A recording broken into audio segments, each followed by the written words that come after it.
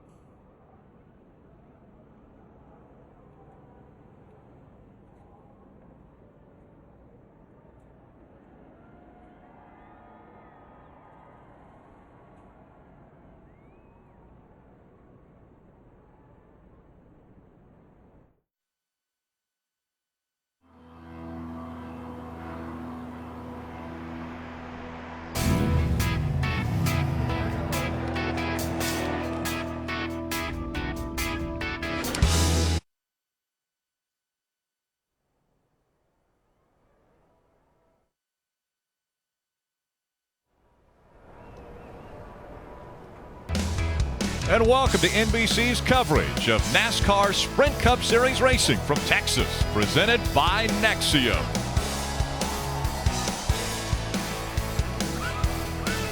As we listen to Blake Shelton in the background, great opening to our Texas Motor Speedway. Apologize for those technical difficulties with Blake. Now for our storylines, let's go to pit road and Dave Burns. Rick just spoke with Carl Edwards about the splitter situation on the front of his car. He said, I don't think it'll have any effect at all. And he reminded me how much this track and this race will change over 500 miles. In fact, he said, I'd be a little concerned if it was lightning fast at the beginning of this race. Marty Snyder? Dave, I asked Kyle Busch about their splitter being confiscated this morning. In fact, how worried is he? He didn't even know it until our Mike Massaro told him when he interviewed him in the pre-race show. He told me it will have no effect on our race today. And the best way to prove that, go out and win. Mike Massaro? No obstacles for defending series champion Kevin Harvick today, but he's had his series of adversity throughout the course of the chase, yet he says they've overcome it with their performance. So much to the fact that they're now 7 points to the good in this race. Might give them a little bit of comfort, but their crew chief Rodney Childers says, hey, there are no guarantees. We need to go for the win today, Kelly Stavist. Mike, perhaps the biggest moment of this season, Jeff Gordon's win last week at Martinsville. He's now through to the championship race at Homestead and has one more shot at a 5th title before retirement. Jeff called that possibly the biggest moment of his career and said he is fired up now more than ever. Don't expect this team to take it easy today. They want to ride that momentum back to victory lane, Rick. Kelly, that drive for 5 is still alive for Jeff Gordon as he looks for that 5th championship. And drivers in the chase looking to lock themselves into the championship 4, just as Jeff Gordon did a week ago by winning.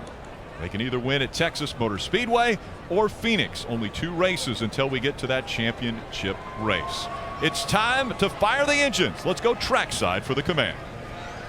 No Limits Texas, here to give the command to start engines. Please welcome your Grand Marshal, star of Paramount's upcoming film, 13 Hours, The Secret Soldiers of Benghazi, in theaters nationwide on January 15, 2016. It's actor John Krasinski.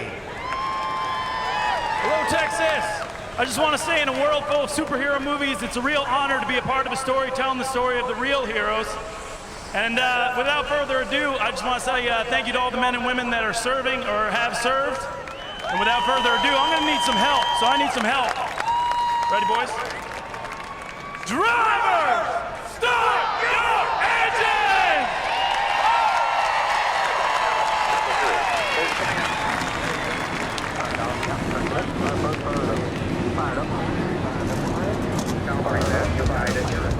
A very enthusiastic command to fire the engines. 43 cars have come to life.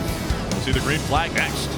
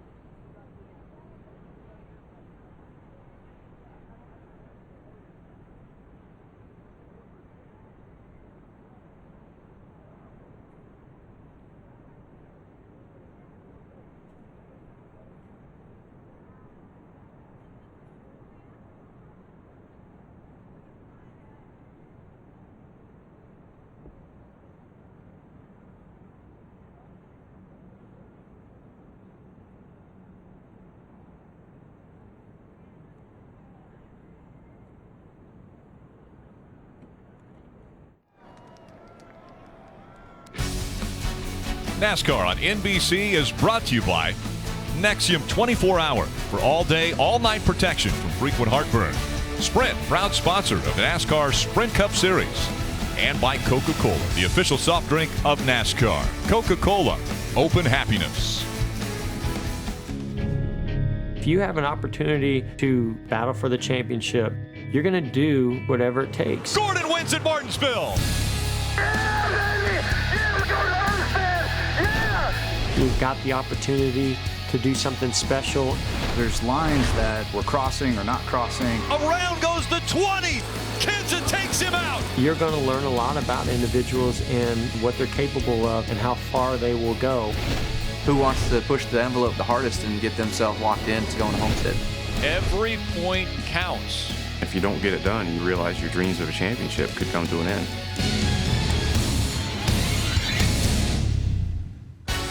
Eight drivers still with an opportunity to win the title in 2015. Welcome back to Texas Motor Speedway. Sprint Cup Series Racing presented by Nexium. Let's take a look at the starting grid brought to you by Nexium. Up front, Brad Keselowski and Kevin Harvick. Keselowski, his pole speed was the fastest on mile-and-a-half tracks this year, over 198 miles an hour average around this track. In row two, we have two championship contenders, and both are former winners here, Kyle Busch and Joey Logano. Row 3 made up of two young stars in our sport, Kyle Larson and Eric Jones, only in his third ever Cup race. In row 4, Kurt Busch won this race in 09. He's 26 points behind the cutoff in the chase. And Jimmy Johnson, a 5-time winner here. Row 5, we had Denny Hamlin, so two-time Texas winner, and Dale Earnhardt Jr. got his first career win here in Texas. starting 11th. Danica Patrick is her best start of the season alongside Greg Biffle, a 2-time Texas winner. Back in row 7, I can outdo you. A 3-time Texas winner, Carl Edwards. He's 7 points behind the cutoff. Row 8, David Reagan looking for a ride for next year, and Casey Kane, who won here in 2006. Row 9, we have Casey Mears alongside Jeff Gordon coming off an emotional win at Martinsville. Back in row 10, Ryan Newman in the 31. He won here in March of 2003. Let's see if we can talk to the pole winner. We'll dial him up on the radio. Jeff? Hey, Brad, it's the NBC booth. You with us? 10-4, Jeff. Well, Brad, there's tons of pressure on all the playoff teams. Tell us how you and your team are dealing with that pressure. I don't see pressure, Jeff. I see opportunity. We got 3 races in front of me, and we know if we win 2 out of 3 of them, we'll be the champions. So I think that's a tremendous opportunity, and I'm ready to make the most of it. Not a lot of people get that opportunity in their lives, and we have it here today. That's just what I want to do, make the most of it. All right, well, you say you have an opportunity today. Tell us what it's going to take to be successful on this racetrack. A lot of things. You know, this is a really hard track because it has so much speed when you have new tires, and then it turns into pure handling as the track rubbers up and the handling falls off the tires. So you got to be really versatile, got to be good in all those forums, and of course really good on pit road to keep the track position, because that's going to be important. So got a good pit crew there, and the first pit stall, that's going to help out a lot for that. But I feel really good about it. We've shown a lot of speed, and what little practice we had, I think it'll carry over. Well, good luck, and thanks for taking time to talk to us. Have a good day. Have a good one up there, boys. Thank you, Brad. We're going to ride along with a few of the drivers today. One of those being Eric Almirola. He has the Smithfield in-car camera. He will start 24th today. Also in the same row, starting 23rd, is Martin Truex Jr. with the Chevrolet onboard camera. Carl Edwards and the Toyota onboard starts up in row 7 in the 13th position. Kurt Busch will have the Goodyear in-car camera. He starts 7th today. Joey Logano with the AAA in-car camera is in row 2. He starts 4th. Also in row 2 with the Sprint on board is Kyle Busch, starting 3rd. In the front row, Kevin Harvick and the Outback Steakhouse in-car camera. He starts 2nd to pole winner, and we just chatted with him, Brad Keselowski, who has the Ford onboard camera. He will start 1st. Today's aerial coverage on this gorgeous day, 64 degrees, provided by our partners at Smithfield Foods. Rain went through the area for yesterday morning, and that limited the amount of track time on this 1.5 miles. We want to take a closer look at Texas Motor Speedway with today's track facts presented by GE. Chase drivers and the best finishes for those drivers at this track. Carl Edwards has 3 wins. Jeff Gordon a win, as well as Kyle Busch, Kurt Busch, and Joey Logano. Kevin Harvick, Brad Keselowski, and Martin Truex Jr. have all finished 2nd at Texas Motor Speedway in the past. Let's take a look at today's Sunoco fuel strategy. 334 laps, just over 500 miles. The pit road speed is 45 miles per hour. The driver's going to have to keep track of that. The fuel window, 55 to 60 laps, and we will have a competition caution on lap 25. They'll want to check the tire wear because, Steve, they might not be able to go 55 to 60 laps if the wear on the tire is too much. Yeah, Goodyear brings a great tire for racing at this older surface at Texas Motor Speedway. But what that does mean, while it's great for racing, it does wear heavily, and these drivers are going to have to take their time, be a little patient, and conserve some tire over these longer runs. Steve, how distracting is the issue with Joe Gibbs Racing? Took place earlier today. The splitters on the 18 and 19 and 11, but chase drivers in the 18 and 19 were confiscated. They didn't go through technical inspection. Well, I think distraction is the perfect world. As we heard in the pre-race show, Marty and some of the pit reporters explained the crew chiefs understood. They thought they were in the right. They didn't know there would be a situation. So it looks to me that it doesn't affect today. I would say changing a splitter on one of these race cars isn't going to affect the performance. It's more of a distraction. One more thing in a pressured-packed race morning that the crew chief needs to deal with. And how much of a, I I guess, of a difficult situation are these drivers in because they didn't get practice yesterday. They were supposed to get 2 hours of practice. They didn't get any on track practice. Well, this is a tough racetrack. We've talked about it in the start of the show. It gets very slick. It's very rough. It's hard to get into a rhythm here, so these guys are going to have to get into a rhythm right off the bat. They don't have time to warm up to it. That's what practice does. And something that was made even tougher on an already tough racetrack, Tony Stewart missed driver's introductions. He had to give up his starting spot and go to the back. Tony Stewart missing the driver introductions. Goes to the back of the field. NASCAR letting us know they're going to add a lap. The lights came back on the pace car as they were coming through turn 4. Means they will go around one more time before we see the green flag. Get everybody ready.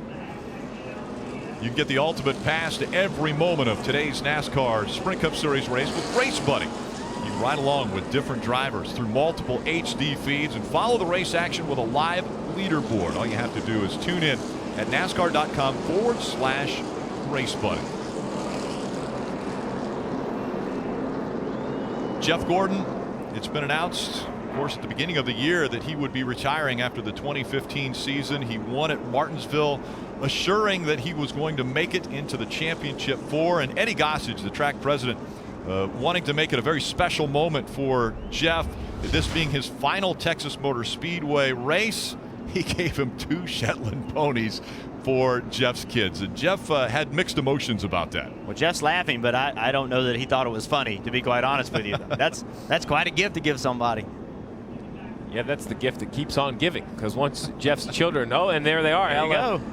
Ella and Leo. Yeah, they saw them, got to meet the ponies, and I think they're going to love those ponies, which means they're going to be around for a while. The ponies can't go back now. You have to keep those from now on. And a great gift by Eddie Gossage, celebrating the final race for Jeff Gordon at Texas Motor Speedway. And now 43 drivers, 2 by 2, getting ready for over 300 laps, 500 miles. And you said it, Ray. Motor Speedway. You said it. With no practice yesterday, this is going to be the first race laps that some of these cars and drivers have turned all weekend long. We're going to see how interesting these first few laps could be. First 2 rows are made up with Chase drivers, Brad Keselowski, Kevin Harvick, Kyle Busch, and Joey Logano. Fans on their feet as they come through the restart zone. The green flag is in the air. We're racing at Texas.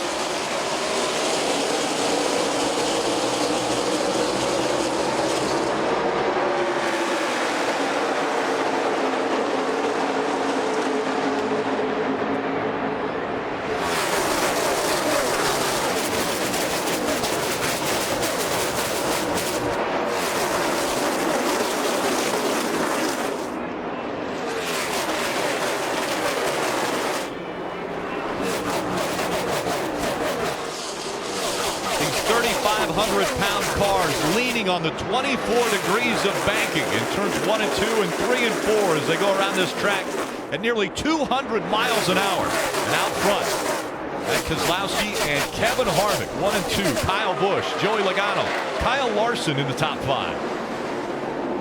Eric Jones in the 20, subbing for Matt Kenseth after the 2-race suspension. Eric Jones, a 19-year-old, getting the nod to pilot the 20 in today's race.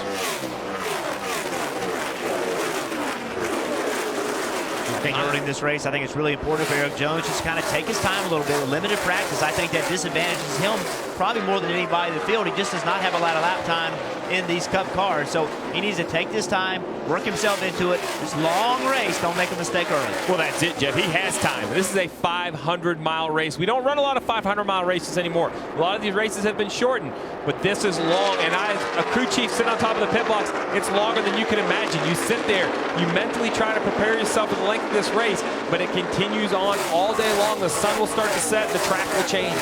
Teammates here fighting for position. Dale Earnhardt Jr. in front of the 48 of Jimmy Johnson.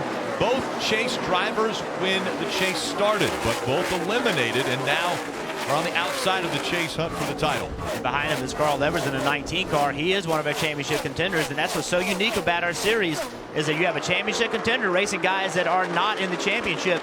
You have to treat them the same, though. They're trying to win this race as well. The yellow spoiler, the yellow band across the top of the windshield, and the yellow splitters will indicate the drivers that are Chase drivers. 8 remain with a chance for the championship, one of those being Carl Edwards in the 19. They had to change that splitter before the race this morning because NASCAR found that they didn't meet the templates that they were supposed to in pre-race inspection. Denny Hamlin in the 11 also had to change the splitter before the race. He's wedged in between the 88 of Dale Earnhardt Jr. and the 48 of Jimmy Johnson. And Rick, those splitter changes, if there would have been practice yesterday and these cars would have run on the racetrack, you almost wear that splitter in a little bit. You really, really focus on it getting it the perfect height off the racetrack. Well, with no practice yesterday, the splitter change doesn't seem to be as big of a deal because it's not worn in yet. They only ran a handful of laps on Friday. That part of the car hadn't really been worn in for the race. So probably actually less of an effect here now because of the way the schedule has fallen. Joey Logano running fourth. Marty, how's the team feeling? And Rick, a lot of questions about how the 22 team would react after all the things that happened last weekend at Martinsville and the penalties for Matt Kenseth, who was on the other side of the story. And all weekend long, Todd Gordon has told me, even though we're on the bottom of the point standings, there's no panic on this race team. Listen to the pre-race pep talk. Let's do this, guys. We all know what we got to do. Same thing we've been doing all year. No need to change anything. Show what we're made out of. Continue to do the things we've done to get to this point. It's been successful for us. We'll continue to do that. Do what you got to here. And that's been the theme all weekend long, Steve. Todd Gordon told me several times, why change what we're doing? We won 3 races in a row. We feel like we were on our way to a 4th win. There's no reason for us, even though we're in the bottom of the standings right now on Chase Grid, to change what we're doing because we feel like that's a winning combination. Absolutely, Marty. Why change now? Because they're at the bottom of the Chase Grid, not by their own doing. It's the accident that Joey Logano and Matt Kenseth got in at Martinsville. They were leading the race when the accident happened.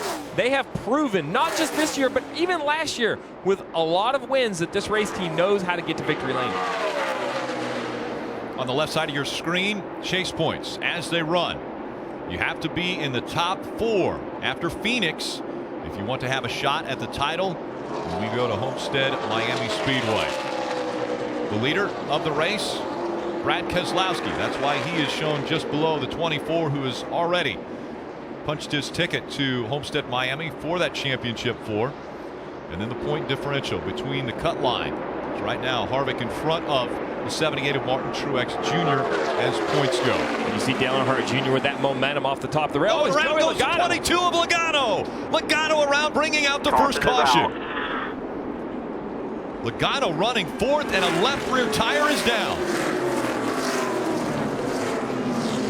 Shredded it, and also the inner liner on that 22.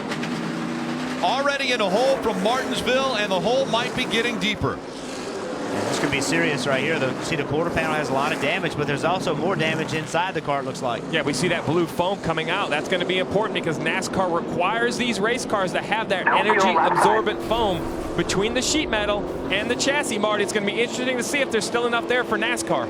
And you hear Todd Gordon guiding him to pit road, telling the team left sides only right now. And I can tell you, Joey said nothing on the radio about a tire problem, any issues with the car. In fact, about 3 laps ago, he said the balance is neutral, maybe if anything, just a little bit free. And this was a concern for all the race teams today as to whether or not tire wear would be excessive because this is a green racetrack. And obviously, a lot of damage to that left side. The left side window in the rear is blown out of the car. The left side fender completely destroyed for that 22 car. They're going to go down a lap and work on the car here for Joey Logano. Huge implications in the chase. Already, as we mentioned a moment ago, bottom of the Chase Grid. Now they're going to have to fight out of the hole here at Texas as well.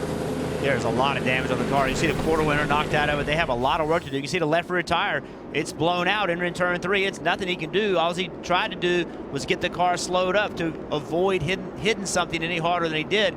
But just the tire itself coming apart did that much damage. He didn't hit anything, just the tire exploded. Let's listen.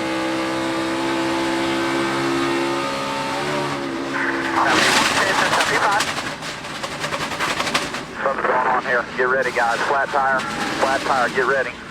Spinning out.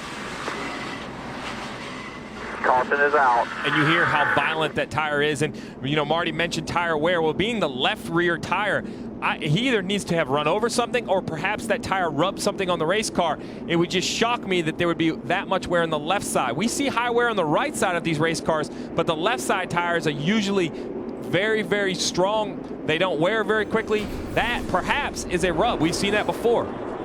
And onto pit road, the field is now coming. Kurt Busch in the 41 leading quite a few cars onto pit road. Carl Edwards is on pit road. The 19 will get 4 fresh tires, a little bit loose, an adjustment for Carl.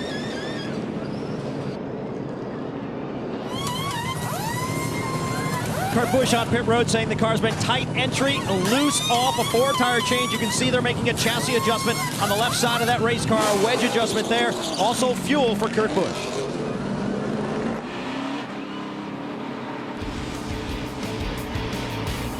There's a competition caution at lap 25 still coming up.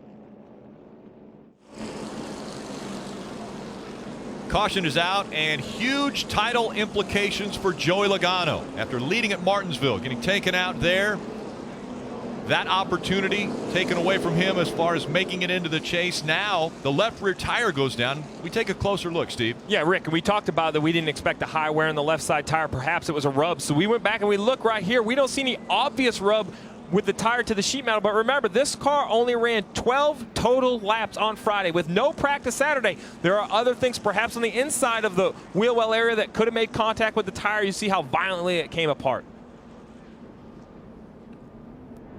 Yeah, violence is a really good word. I mean, when you're driving this car and it explodes, look at, I mean, it is truly an explosion. The noise, I don't know why, but TV doesn't do it justice. I guess because when you're sitting in something going 190 miles an hour and something explodes, but it just, I mean, it scares you to death. It's unbelievable how violent, and it just erupts and stuff starts flying. It's amazing what that feels like. Hard left turn for the 22, and Joey Logano will take that car into the garage, Marty. And to add a little insult to injury, they think that when the tire blew, it ripped the radio cords out of the car. Joey cannot communicate with the team. They actually told him to go to the garage. He went and sat in the pit stall. Nobody was there. They had to run a couple guys down there, tell him, hey, physically go to the garage. That's where we need to go. So a lot more damage on that 22 car and a long fix ahead of them for the day. And there's no telling what else is damaged. When that tire comes apart, it starts whipping those pieces of rubber inside the car, and everything it grabs, it just pulls apart. So It pulled the radio wires out. It could have damaged the battery. It could have damaged the wires that attach to the battery. There are a lot of things in that compartment that are vital to the car running well. It could have done more damage than what we already know about. And here's what Brad Keselowski, his teammate, had to say on the problems with the 22. Looks like Joey just blew a left rear for no reason. Yeah, not sure exactly what went on there. And should I be nervous? No, not at all.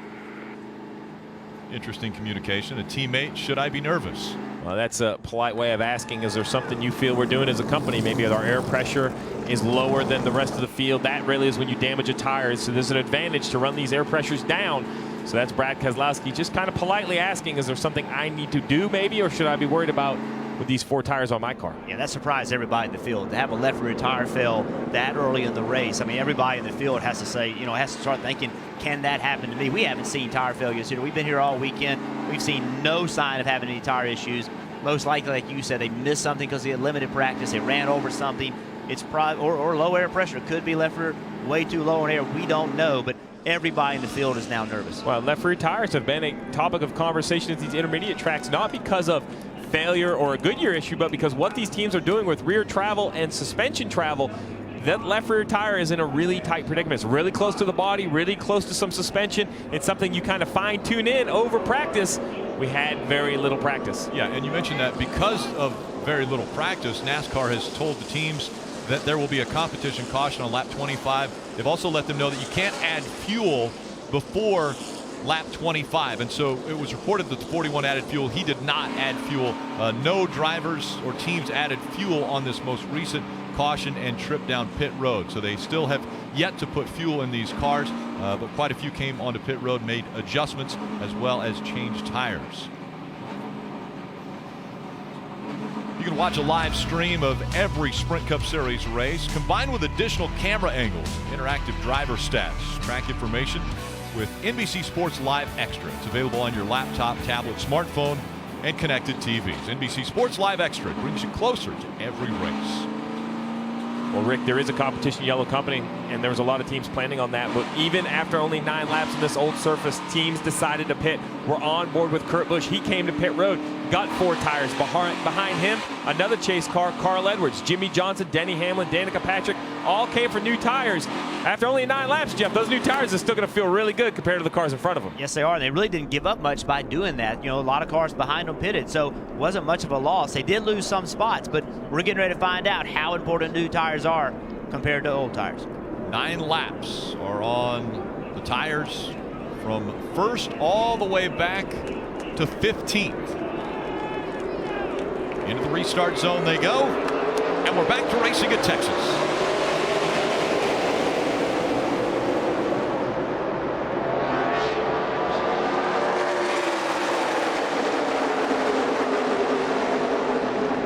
Almost into the wall goes the one of Jamie McMurray, way up the racetrack.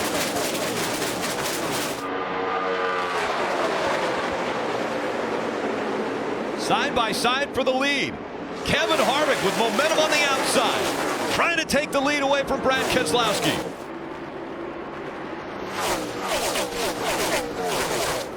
Harvick scored as the leader as it went across the stripe.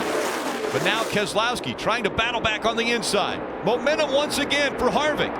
He's going to clear him as they go down the backstretch. Kevin Harvick in front of the field at Texas.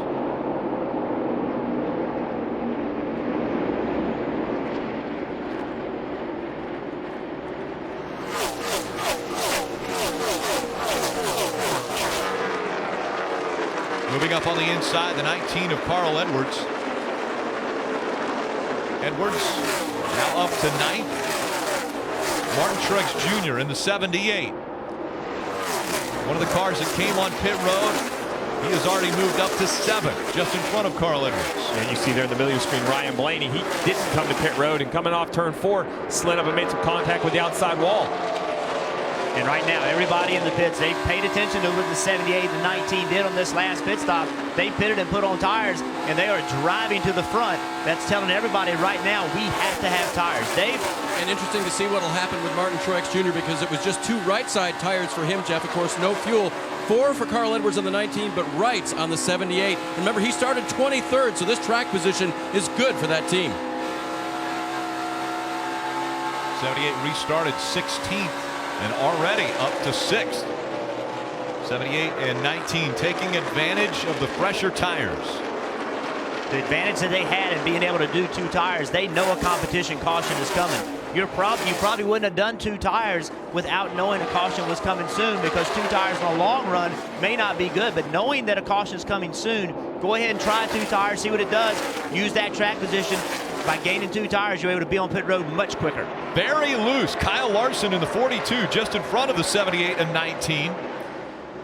Now Martin Truex Jr. in the 78 clears the 42. Martin Truex Jr. got into the chase with his win at Pocono earlier this year.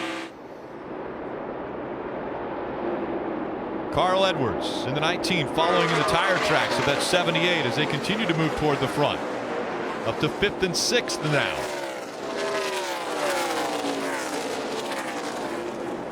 Work continuing on the 22 of Joey Logano, Marty. And they are working on it right now. Kind of 12 people, Rick, working on it. Joey Logano is inside the car, helmet off. He is actually working on those radio cables we mentioned a moment ago. He's stringing them himself as they hand them in the car to him, trying to rewire the radio system.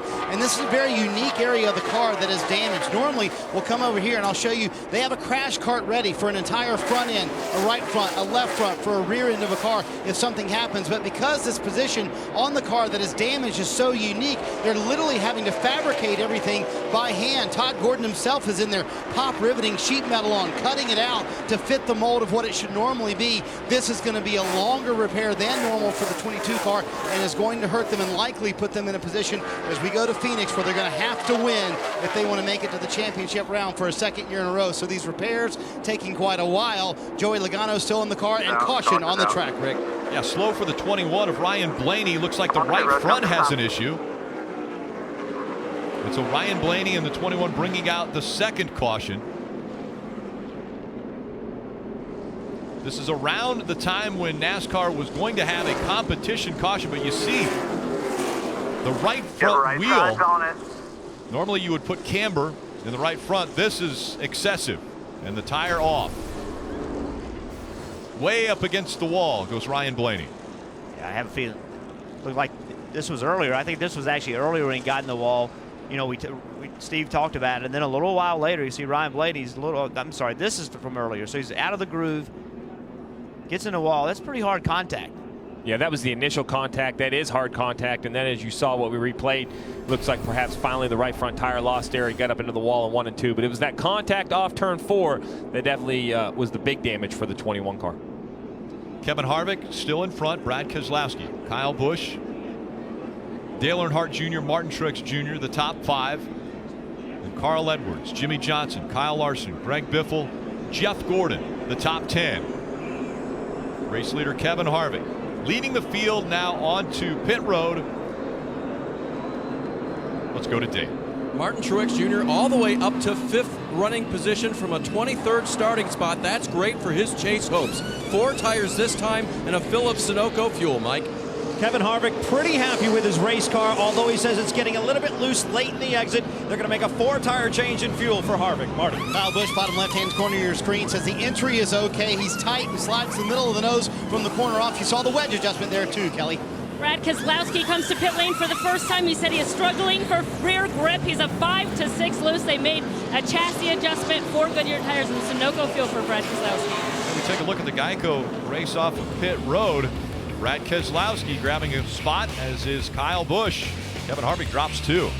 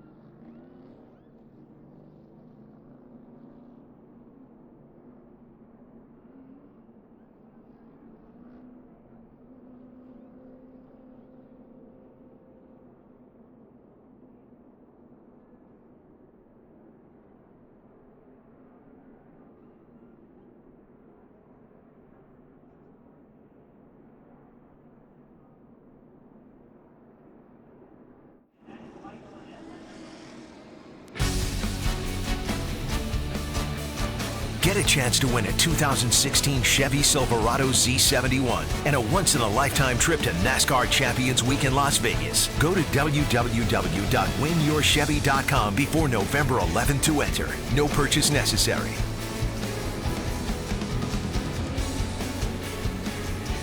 Pit road obviously can be an issue when you're trying to get on or get off of pit road, and it happened for the 55. Everybody's trying to speed as much as they can to get to pit road, but in front you can see everybody starting to slow down. And just like on the interstate, you have that accordion wreck. You can't get slowed down as much as you need to. People start piling into each other. A lot of damage on the 55, the 47, and the 1 car.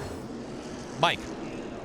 Guys, it's been a challenging day to say the least for the 11 team and Denny Hamlin. He, of course, was one of the cars that was forced to change his splitter this morning before going through inspection and being stamped with the stamp of approval to go on the racetrack. More problems now for Hamlin. He was saying at high RPMs, he was losing fuel pressure. They brought the car to the garage. They're taking a look at the fuel pump and trying to diagnose exactly what's gone wrong. But Steve, obviously this is something of serious nature, I would think. Absolutely. With this electronic fuel injection system, fuel pressure is required. It has to be maintained at a very high pressure for the system to work. That's why they're in the trunk. That's where most of the fuel pumps are located. They're going to have to try to replace that on the 11 car. Brad Keselowski, Kyle Busch in the restart zone. Green flag back in the air.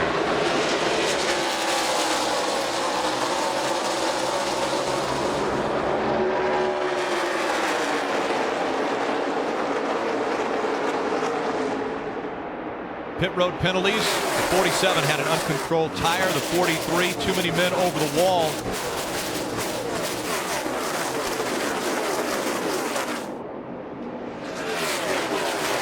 Brad Keselowski tries to check out on Kevin Harvick and Kyle Busch. Those two fighting for the second spot.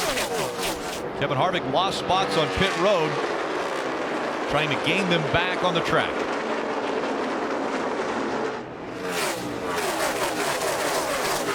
Harvick clears the 18, takes second. Kyle Busch drops back to third. Martin Truex Jr., Kurt Busch, the top 5. We're only 31 laps of this race. We've already seen an incident on pit road. We've seen a wreck on the racetrack. We've seen mechanical issues. This racetrack, for some reason, we always have events like this. Things just seem to happen at this racetrack. Crew chief, if you are driving the 18 or the 19, guys that are still in the chase, are you worried about the 11 being in the garage right now? Absolutely. I want to know what is wrong with the fuel system on the 11 car. Is it something that perhaps is consistent through all the cars? Was it a mechanical failure? Did the pump just break? Is it a human error? Maybe electronic issue? That information is important, and come up with a plan, because if you're affected as well, how quickly can you change it? Because like Jeff mentioned, we already have cars out of the race. Those are all valuable points. Joe Gibbs Racing with Eric Jones behind the wheel of the 20 in place of Matt Kenseth. Two drivers still in the championship with Kyle Busch and Carl Edwards, and then Denny Hamlin in the garage now fixing a fuel issue. You can see most of these drivers, they have their cars right on the bottom of the racetrack. As these runs continue to get longer and longer, you're going to see cars start moving up the racetrack. You don't want to run up the racetrack right now, because with new tires, there's a lot of grip. You just want to go around the racetrack the shortest possible way. See, Carl Edwards got pretty loose in the middle of the corner. But as your tires start to wear out, it's more important about keeping momentum. And you're going to see the driver start to move and look. See the 48 of Jimmy Johnson. Now he's up the racetrack trying to use that momentum through the center of the corner and corner exit to try to make the pass. And we'll see cars go all the way up to the wall, and they'll do that intentionally. Not like what we saw with Jamie McMurray early on, but they'll try to go right up against the wall around this track. Carl Edwards trying a little higher line. He looks for some clean air around the 48. Brad Keselowski out in front. Here's what they had to say moments ago about their tires. Any issues with tires? I'd love to be able to tell them they look great. Tires? Yeah, tires are fine. Okay, thank you. Your tires look perfect. Just so you know, tires look perfect. Is that a comforting feeling, knowing that your teammate had the left rear tire blow up, hearing that from your team that your tires are okay? And we see another issue. The 4 of Kevin Harvick. Left rear tire is down. Caution comes out for the 3rd time already. Another driver right rear. You see it? that was outside of the top 4, needing a good finish at Texas Motor Speedway. And what Kevin's doing right now, he's just going as slow as he can possibly go to try to keep the tire from coming apart. He does not want the tire to come apart and do the damage like we saw happen with Joey's car. So he just wants to go as slow as he can, try not to get a lap down. But even if you get a lap down, you cannot let that tire come apart and tear the car apart. Interesting, Jeff. He thinks it's the right rear. And as we're looking at it, we can see the left rear is down. It's so hard to tell. All you know is that there's something down. It's just very difficult to tell. Mike? Yeah, you guys are right. The team is ready to go to work here, ready to make the repairs. And Kevin had actually talked about situations like this coming into the weekend, admitting that, look, they've had to overcome significant amounts of adversity throughout the course of the chase, and they expected that those obstacles were behind them. Clearly, they are not. Kevin Harvick on pit road now, the team going to work on the right side. Expect a complete 4-tire change here, the fuel going in as well.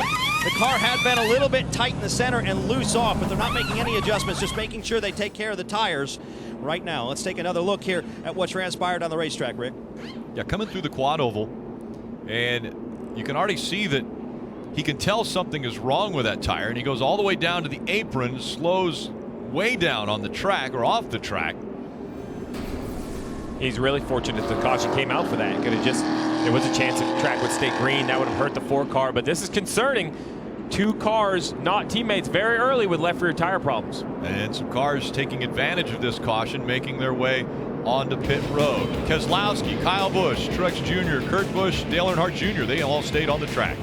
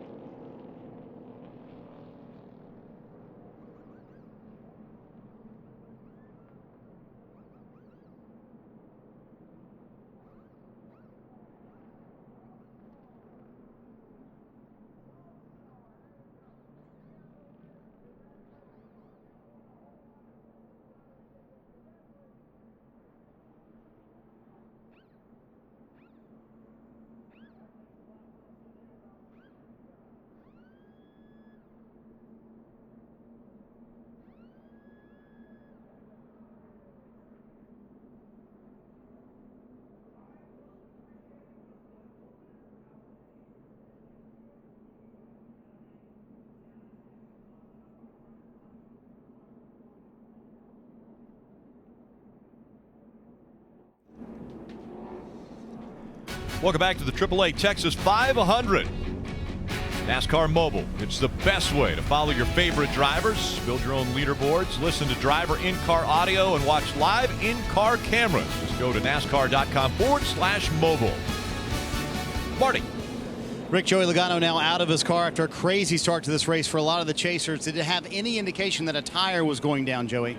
Yeah, I just blew apart off of turn 2, and left rear tire just came apart, and it just shredded everything inside the car. So it did a lot more damage than just the left rear tire blowing apart. It ripped everything apart. So I don't know, just not what we needed to do. We need to win, but we're not out of it. This team's not quitting yet. We're gonna get out there and gain a couple points, which won't mean anything, but we're not gonna quit, and we're gonna go to Phoenix and try to win that one. Just unfortunate, just not in God's plans today. How frustrating is it to sit here and watch these repairs, which appear to be taking quite a while, and knowing that you're losing all these points, Joey? It's not about points for us. Points don't mean anything right now. It's just all about wins, and that was our goal today going into this race. And the car didn't take off that bad. Obviously we're going to get to lap 25, make some adjustments like everyone else would, and I thought we were in the ballpark at least, and was able to, I thought we were a little better in 18 at the time. Just had to get around them, and then just it came apart. So I don't know. It seems like there's a lot of issues right now. I don't know what the deal is with everything. I'm kind of out of the loop with what happened at 11 and the 21 as well. I just saw the 4 blew one out, but it's just. I don't know. We'll see. It's a chaotic scene down here in the garage area. We do want to report to you, Rick, that Steve Williams, a crew member for Joey Logano's team, was underneath the car. He got some hot oil on his face. They did take him to the infield care center. He stayed and worked for about 15 minutes on the car, but he is in the infield care center, Rick. And the 4 of Kevin Harvick bringing out the most recent caution. And they came onto pit road and changed that left rear tire, and then Goodyear officials were over there checking on that tire to find out why it went down.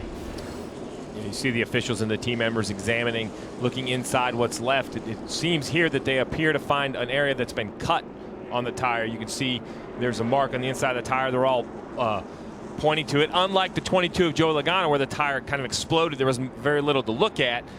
There's still some parts intact on this 4-car tire that'll allow Goodyear to look at it and come up with their reason that it went down. Mike? And Steve, you're actually absolutely right.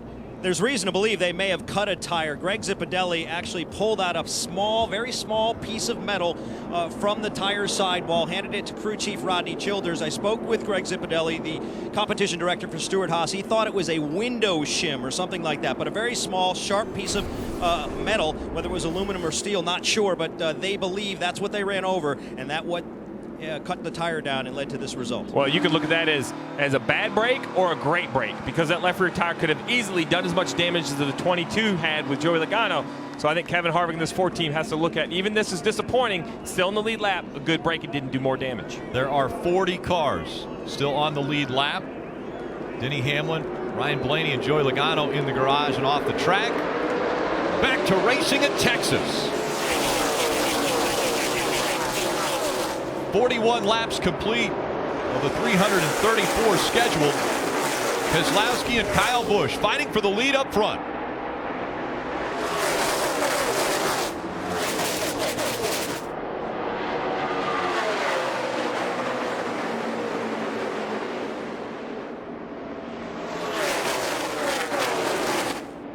That higher line working for Kyle Busch as he comes out of turn 4. Scored as the race leader when they went across the start-finish line. But once again, Brad Keselowski on the bottom of the track, surging ahead as they go through 1 and 2, and he'll clear the 18 and take the lead back. I really thought the 18 and Kyle Busch had the preferred spot, but Keselowski showed the strength in his car, being able to run the bottom like that and clear the 18. That surprised me. I thought Kyle had it. Dale Earnhardt Jr. also moving around his teammate, the 48 of Jimmy Johnson. Dale Earnhardt Jr. up to 5th. Jimmy Johnson back to 6th. Keselowski, Kyle Busch, Martin Truex Jr., Kurt Busch, Dale Earnhardt Jr. the top 5. Dale Earnhardt Jr. already venturing up the racetrack, running the higher line. We've seen that many times out of Dale Earnhardt Jr. Now through 3 and 4. He runs to the bottom of the track, and Jimmy Johnson switches places and goes up high. Just behind him, the 19 of Carl Edwards. Now Carl Edwards, where he's running on the track in 7th, 13 points behind the cut line.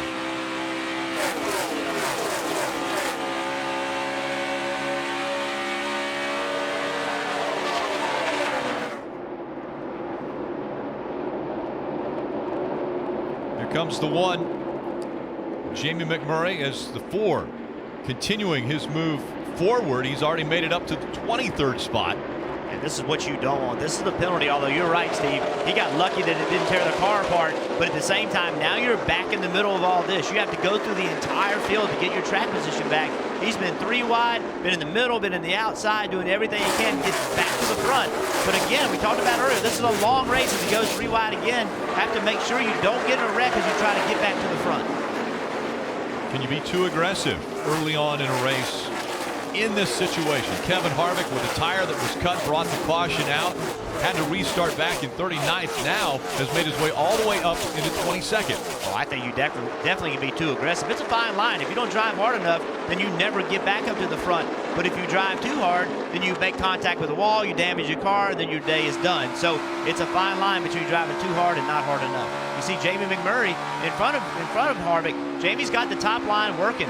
The Ford got him by the one, but the one got the top, went to the top, got that working, and now he's moving to the front as well. Jamie McMurray in the Cessna, number 1. Running the high line, making it work, and the 88. Dale Earnhardt Jr. all the way up against the wall, but he's slow. Dale Jr. was 5th. Now he moves all the way to the bottom of the track. Looks like he will have to be making his way to pit road.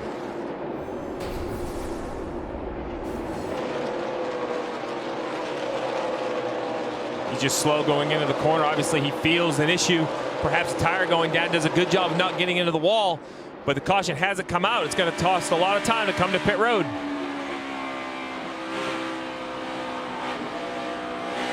Felt something with the 88. Now he's on pit road. He'll come to the attention of Greg Ives and the crew. Marty. And all he said on the track was tire, and they did not know which one it is. But coming down pit road, Dale Earnhardt Jr. said it's the right front tire that we're planning on 4. Greg Ives is going to keep it with a 4-tire stop here just to make sure they catch the correct tire. But again, Jr. said coming down pit road, it was the right front tire that had gone down on the 88. And shredded. That's a tire that, again, very lucky that didn't blow completely out and put him into the wall. I'm not sure the air's out of that tire at all. It looks to me that perhaps just the tread is off the tire. It's going to be interesting to see, Marty, when you look at that tire, is the air out of the tire or did it just lose the tread? Dale Earnhardt Jr. had moved up to the high line, was running right up against the wall, got out of the gas very quickly, but as you mentioned, the air may not have gone out of that tire. He had pitted on lap 26, so he didn't have a lot of green flag laps on that tire. He had to come to pit road. He's 1 lap down. Brad Keselowski just behind him. Keselowski leading at Texas.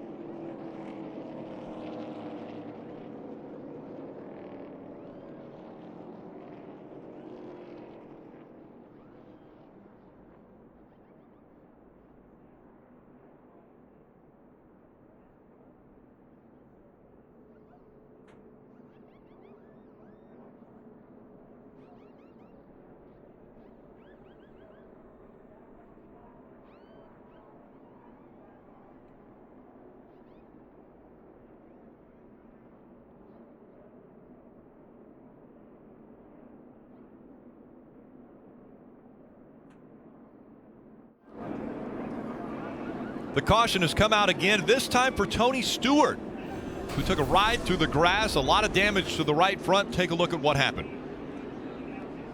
14 just got loose, spun out coming out of turn 4.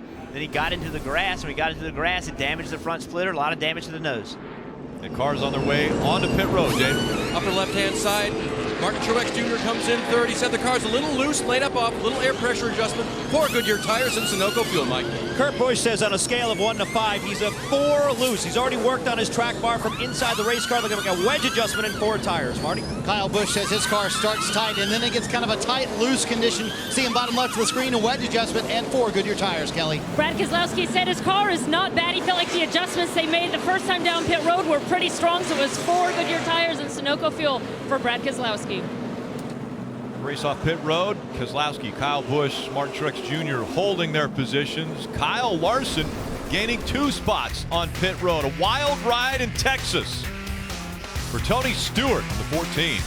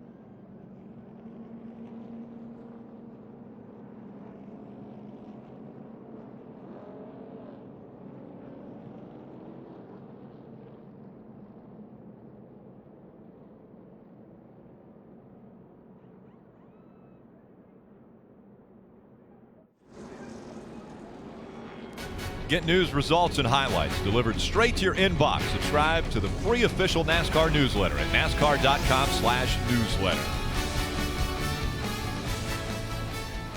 Tires has been the topic of discussion really since the drop of the green flag. 9 laps in, this happens to Joey Logano.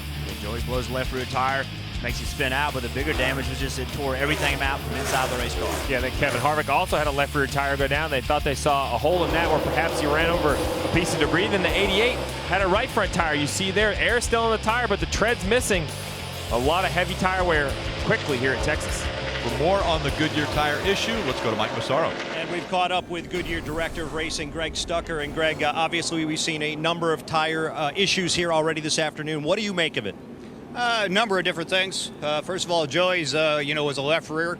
Happened pretty quick, lap 10. So that tells us that either they had a rub from body work or something else going on with the race car, or perhaps maybe a little bit aggressive on air pressure. That's one of the prices you pay when you don't have practice. A lot of those things are sorted out during practice, and without it, unfortunately, those things surface during the race. So Kevin Harvick had a puncture. Obviously, they've gone out and cleaned some of the debris off the racetrack. And Dale's we're looking at right now. So I think it's a number of different things, but they've all happened obviously pretty quickly. We've heard at least one driver, Kurt Busch in particular, talk about how the Air Titans were out today for hours on end. And he seems to think it opened up the pores in the racetrack and maybe made it a little bit more abrasive here today. How much of a factor do you think that is? Well, I think it's more so that there hasn't been a lot of running on the racetrack. Obviously, the sprint cars lost both practices yesterday, so we haven't put nearly as much rubber down the racetrack as we normally do here. Texas is a very abrasive racetrack. You guys have been talking about that. We see it a lot of tire wear. So we just don't have as much rubber down right now, and I think that'll continue to improve as the race goes on. Greg Stucker, thank you for your time. Rick, we're ready to go back racing. Had a Camping World Truck Series race on Friday. Then yesterday, the Xfinity Series was on the track for 300 miles, but that was the only on-track time that rubber was put down on the track. Now we're getting ready to start the 58th lap of 334. Green flags back in the air.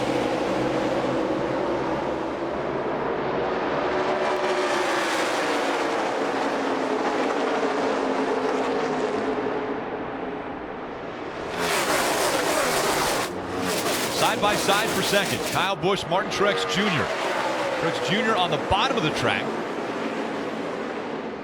Kyle Busch in the middle. And the momentum pushing the 18 in front of the 78. So Kyle Busch takes second.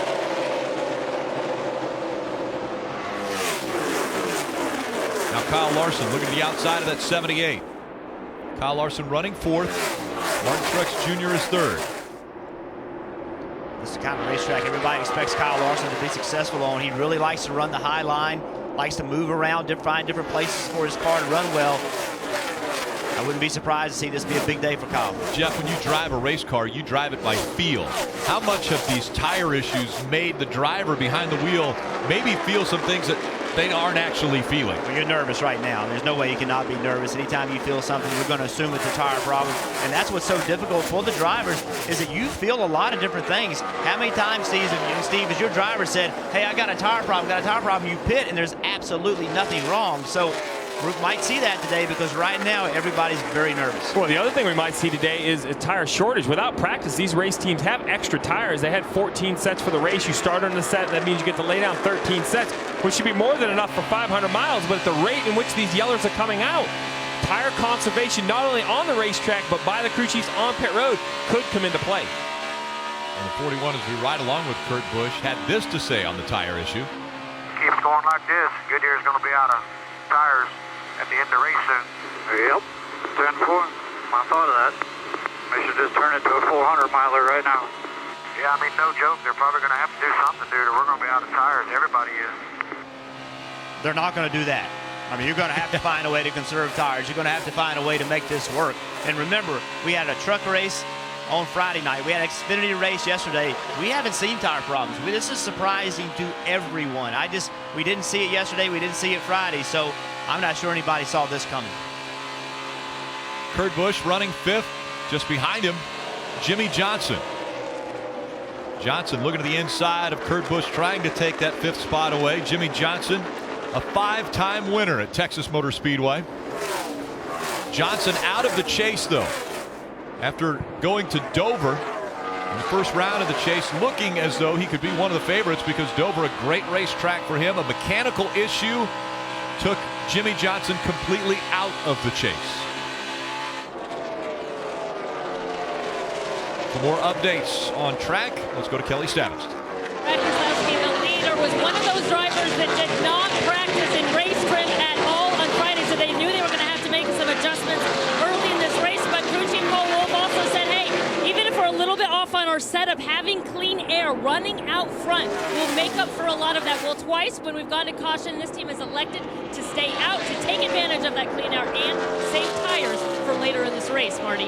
Well, Kelly, with 3 races to go in the season, Kyle Busch is officially alive later in the chase than he's ever been in his entire career. When he was asked about that, he said, that's cool, and I feel good about our chances going forward as well. Texas, a track where he's won out in the Cup Series before. Phoenix, a track where he's won out in the Cup Series before. They would love to advance to the championship round in a storybook season for Kyle Busch, Dave. Martin Truex Jr. runs third. Remember, he started 23rd, and Cole Pern told me that they had an exhaust that was bound up in qualifying. That's an issue we should have taken care of at the shop, he said. But he was optimistic about how they would run today, and after gaining some track position with some strategy, they are up in the top 5, Mike. Dave, talking to Kurt Busch's crew chief, Tony Gibson, this morning, he was very honest with me. He said, hey, we're real upset with the finish we got in Martinsville a week ago, but we've got to block that out. We've got to put it behind us, and Kurt's done a good job with that. And so much, in fact, as evidence, during the parade laps before the race, Kurt gave his team a pep talk saying, hey, let's do this. We can certainly get back in it. He's got a very good race car right now, just a little bit loose off. Rick? And the 4 car of Kevin Harvick looks to be the one on the move right now. Yeah, no question. He's already back up to 8th. We saw him have to pit earlier, go all the way to the back of the field, and he has charged his way up to 8th. I think he has his track position now. I think now he could chill out just a little bit, take it easy, make sure we don't damage another tire. You know, track position is so important. You've worked your way up. You got the toughest part of it done. Don't work too hard right now. You can't let the chaos of the first 50 laps of the race affect your race team, and it has been chaos. We've seen tire issues, mechanical issues, cars crash. There are still 267 laps to go as you see Kevin Harvick continue to work the top of the racetrack, going by the 19 of Carl Edwards. Kevin Harvick up to 7th now as he will try to chase down Kurt Busch running 6th. Brad Keselowski still out front, led 54 laps already.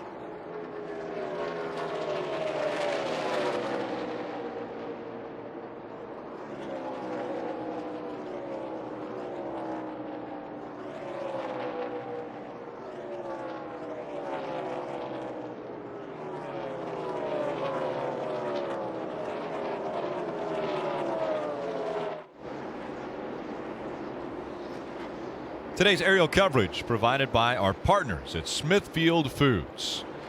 Gorgeous look at this 1.5-mile track. in Fort Worth, Texas.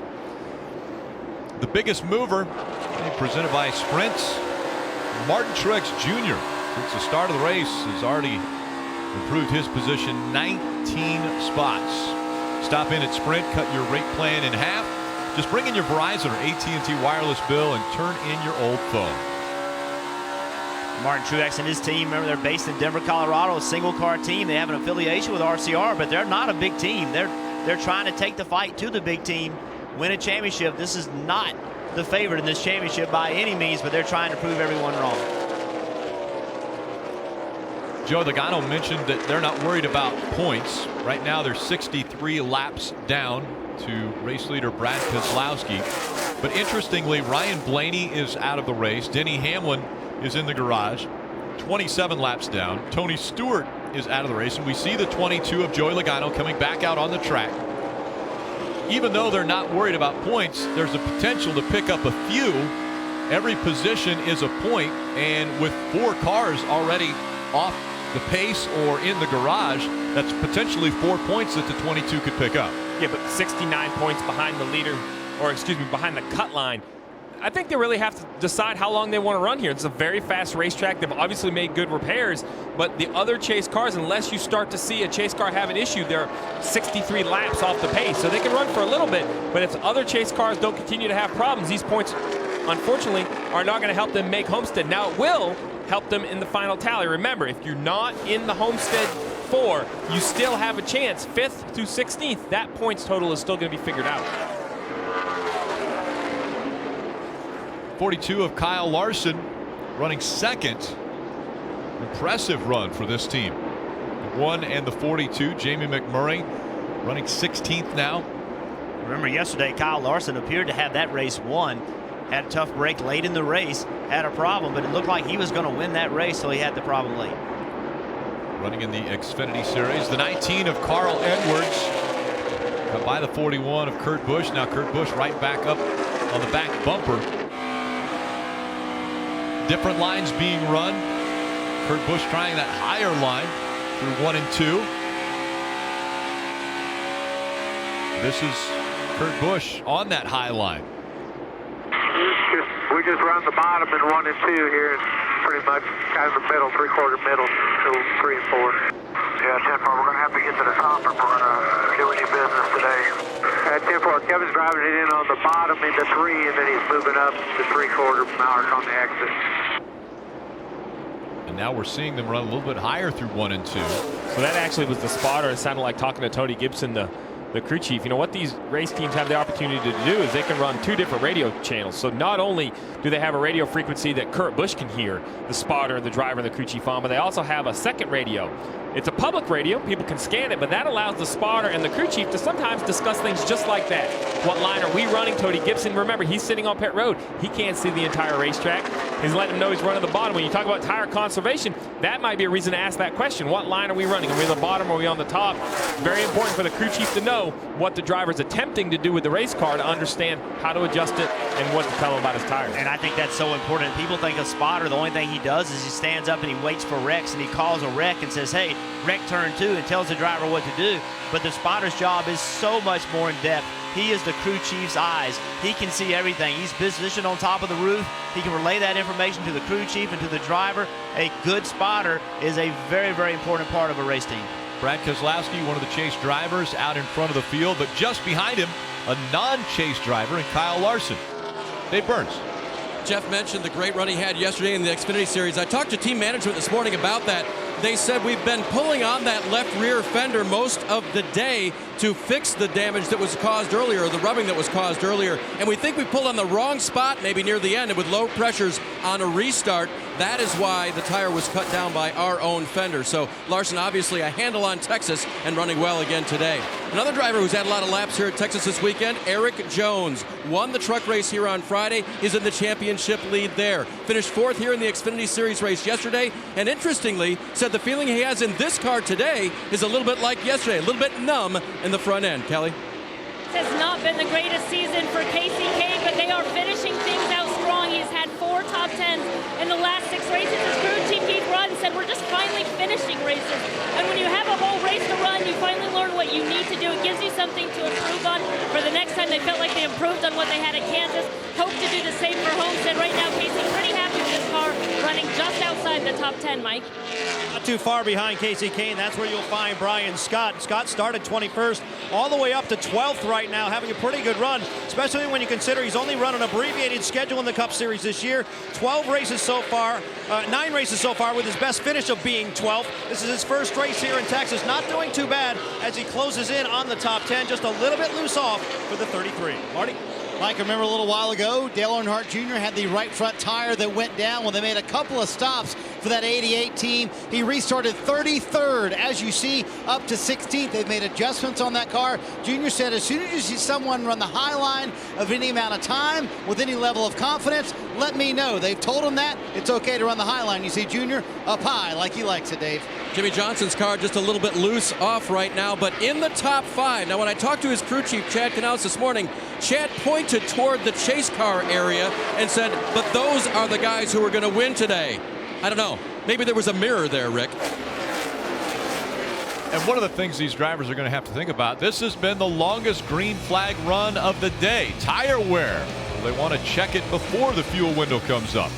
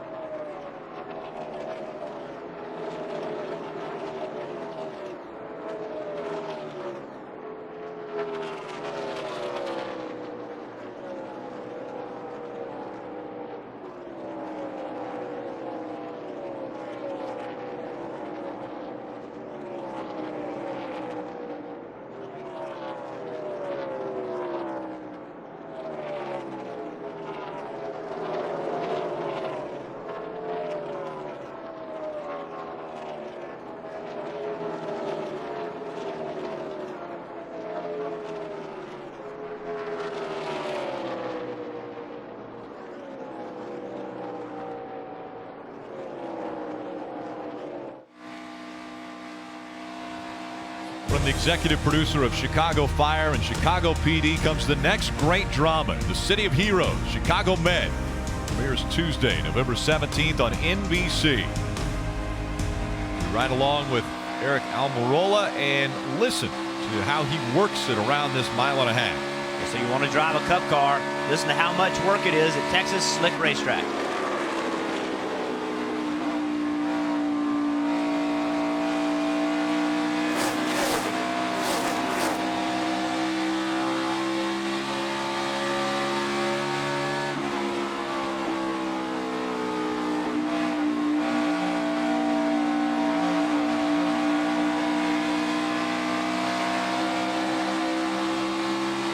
Okay, Rick, 241 more times.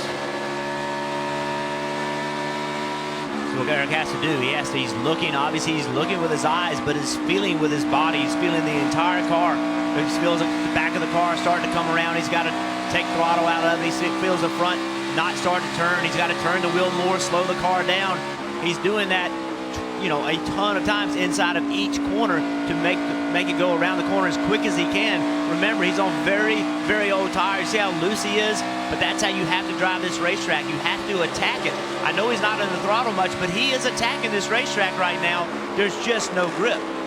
Longest green flag run of the day. We've gone 37 laps since the last caution. And so these tires are wearing out. A lot of green flag laps on the tires, changing the way Eric Almirola and all of the drivers have to drive around the mile and a half. Well, the other thing that's changing things for Eric Almirola is that Keselowski is coming.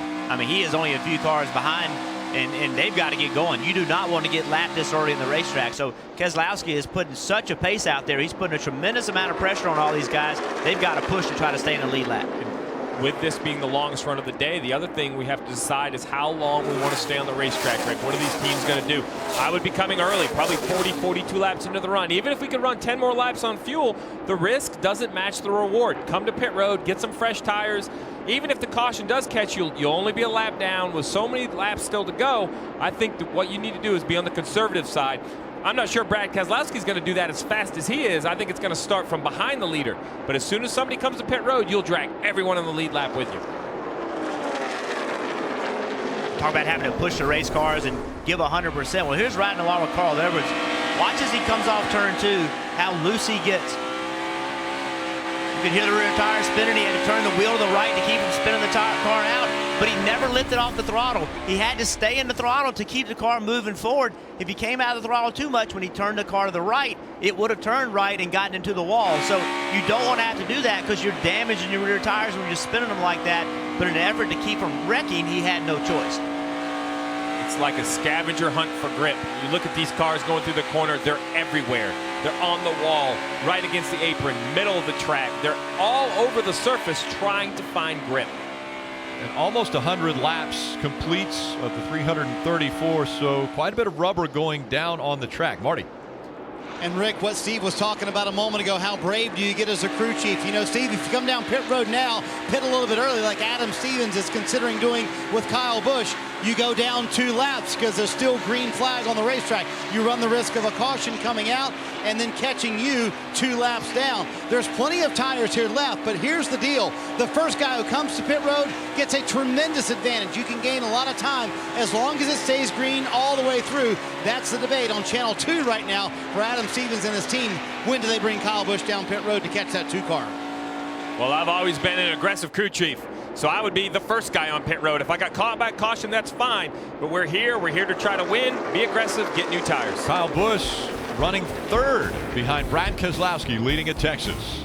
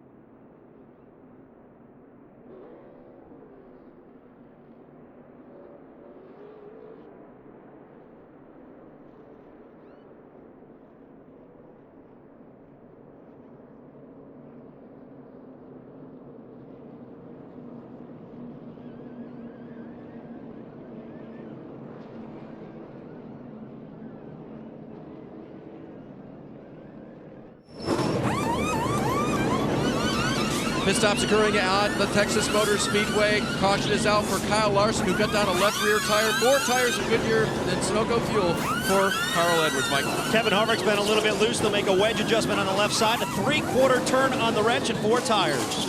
Kyle Busch said, I just feel like I'm burning the front tires off. The car is so tight. They made a wedge adjustment, 4 Goodyear tires and Sunoco fuel. Kelly.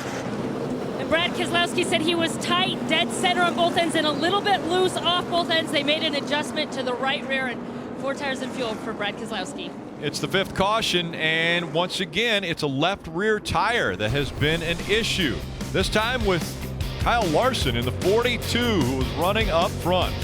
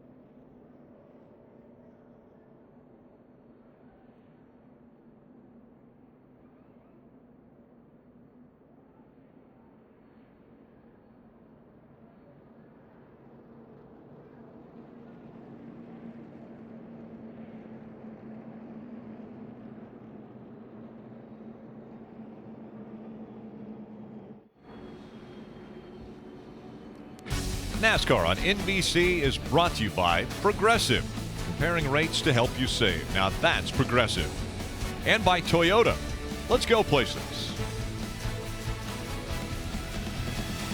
104 laps into this race, and Kurt Busch on pit road had an issue, but it was because of the way pit stalls were selected. Yeah, you sit on board here with Kurt Busch. He tries to leave. Well, the 88's backing up because the 16's in front of him.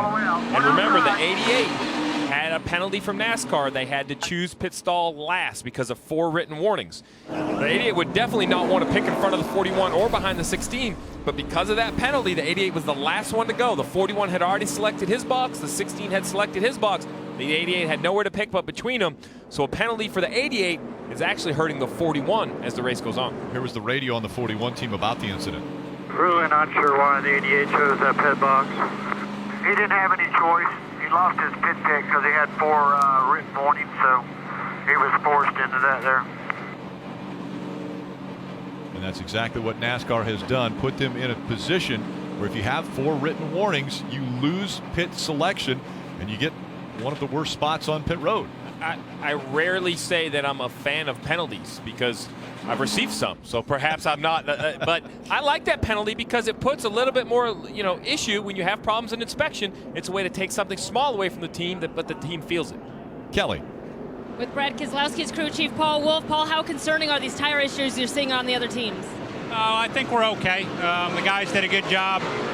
Considering we didn't get any track time yesterday in race trim, So far, I don't see any concerns on our car, but we'll just have to keep an eye on it as the race goes on. It's a long day. Just got to be smart here. Brad's doing a good job out there, and guys are doing a good job on pit road. So just nice and smooth here, and continue to stay up front. Thank you very much, Paul. Marty?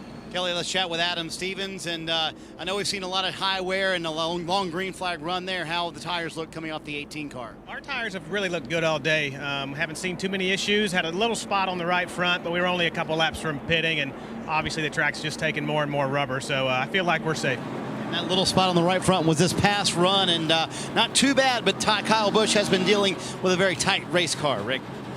And teams will have a tire specialist that will focus on the tire wear, the pressures, and then they'll also have Goodyear that they can lean on as far as taking a look at those tires as well. Tire issues already today. Joey Logano, Kevin Harvick, Dale Earnhardt Jr., and Kyle Larson, and where they were running when the issue took place. All of them in the top 5. Brad Keselowski chose the inside line as they enter the restart zone. Green flag back in the air.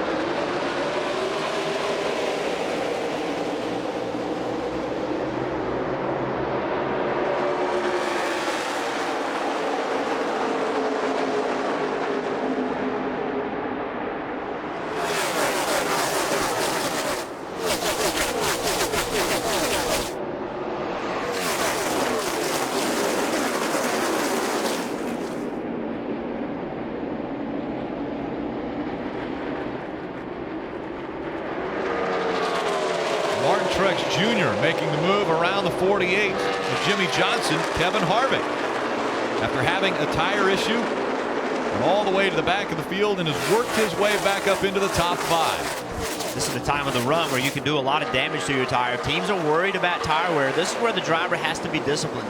You can run as hard as you want to right now, but you also take a lot of tire life away from it right now. So it wouldn't surprise me to see Kevin Harvick. I've seen him do this in the past. He might be taking a little easy right now, waiting a little bit later in the run to pull the trigger and get going, because these first 5 or 6 laps, he makes so much grip, you can actually pull a lot of rubber off the tire. If you think that's the case, you have to use discipline. Keselowski, Kyle Busch, Martin Truex Jr., Jimmy Johnson, Kevin Harvick, Carl Edwards, Eric Jones. Great run for Eric Jones, the 19-year-old subbing for Matt Kenseth. Well, Jeff, you talk about Kevin Harvick perhaps trying to save some tire. Well, these guys in the back, they don't have a choice. The 24 Jeff Gordon wanted Jamie McMurray, 40 wanted Kurt Busch. You just saw him get blocked in on pit road trying to get that track position back. They're in that very fragile area of the racetrack where they're right outside the top 10. You had mentioned earlier, there are times you have to push. I think they need to push, try to get inside the top 10, then try to conserve. Kurt Busch running the middle of the track now as Jamie McMurray down below.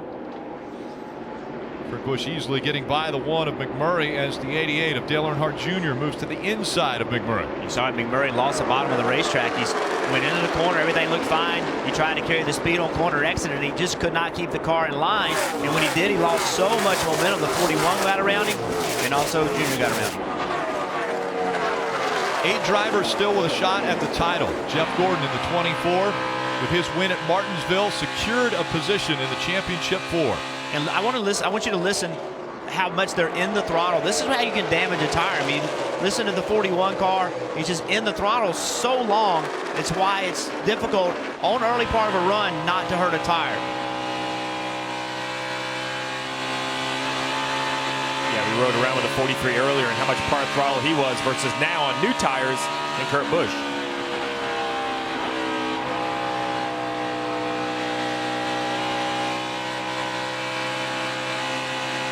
You also heard he couldn't go to the throttle. He got off the throttle and couldn't go to it as quickly as he wanted to. The 88 could. He just rolled right around the outside. Dale Earnhardt Jr. took the spot away from Kurt Busch. Earnhardt Jr. up to 10th.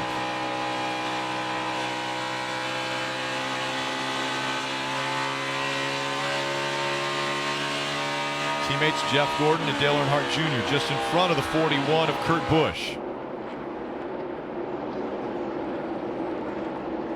No tire issues, but we see a wiggle out of the 88 of Dale Earnhardt Jr. for Hendrick Motorsports. And you have to wonder about the 24 and Jeff Gordon. On a day where people are having tire issues, you've already transferred into the race. You've already transferred into Homestead. You know you're going to race for a championship. How hard does Jeff Gordon push today? Does he take it a little easy? Not, if you blow right front here on the bottom of the racetrack, it's going to hurt. It could possibly hurt you. Is it worth it to him on a day where people have trouble, or does he want to just take it easy and get through the day? On the opposite side of that, Jeff, what about learning? A 1.5 mile track, Texas Motor Speedway. Can you learn anything from Texas that you can take to Homestead, which is also a 1.5 mile track? I think you can learn every single week, but now we have, extraordinary circumstances. No one expected to have tire issues that we're having, so now do you change gears and say, okay, now it's more about survival. I'm better off taking myself 100% healthy to Homestead versus racing hard and eventually maybe having a tire problem. Decision Jeff has to make, and it's a difficult one. You always want to race as hard as you can, but at times you have to look at the big picture to determine what makes the most sense. More on the 24, Kelly. And I can answer a couple of those questions for you, Jeff. Earlier in the race, Jeff Gordon said, I am not saving anything today, and you talked about this as a learning opportunity for that championship race at Homestead. Well, Jeff also reported to Alan Gustafson, his crew chief. He said, look, our left side is way too low. If I go 30 bumps, it's slamming the car. Now, I know there's nothing we can do to fix it today, but let's make a note of it and not let it happen again in the future. So there you see an example of them trying to take away some notes that they can use at Homestead. And Kelly, the interesting is, for the 24 team, the future for the 24 team is 2 more races. They have Phoenix and they have Homestead, and then the driver of the 24 retires. So he wants to retire as a champion. When he says let's look for that in the future, he's looking at 2 more races, Phoenix and Homestead. Jeff Gordon with a win, locked into the championship 4. Brad Keselowski leading at Texas, trying to do the same.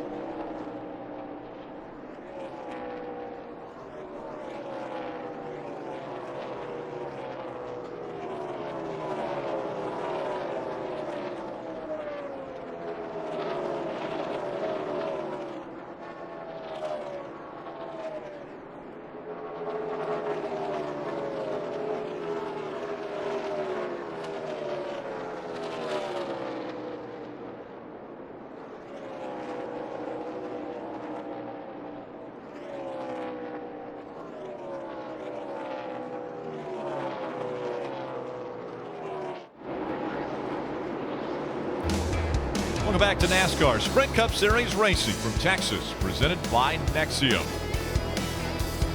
Fast laps continue to be turned at Texas Motor Speedway, and the fastest lap, presented by Sprints, has been run by Brad Keselowski.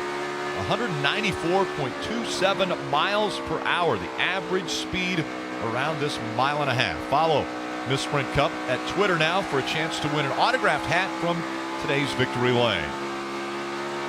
That fastest lap would have been fast enough to qualify 11th for Brad Keselowski, and he did win the pole. He was over 198 miles an hour in qualifying. Let's go through the field, brought to you by Sprint. We'll start with Kelly Stouts. Brad Keselowski was one of those chase drivers involved in a wreck last week at Martinsville, and because of that, he said, we are in a must-win situation. We don't have the opportunity to just be consistent over the next 2 races and move on. His crew chief, Paul Wolfe, echoed that, saying that we'll definitely be on the aggressive side of things if there is an opportunity there. For them, it is win or nothing to move on, Dave.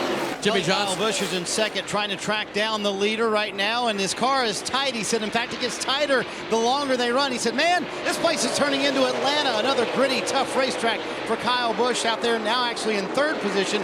Kyle Busch said this is a new car this weekend, and with the way it's performing, Dave, who knows? They might take it to Homestead. Yep, we skipped over Jimmy Johnson in second. He's having a great day. But Martin Truex Jr. in 4th has been working hard with a very good race car. Listen to Clayton Hughes, his spotter, on the radio. He's clear behind the 48. If you was anyway, hell, you just don't go past him. Keep on digging, dog. Still down there, look your mirror. Yep, you're clear.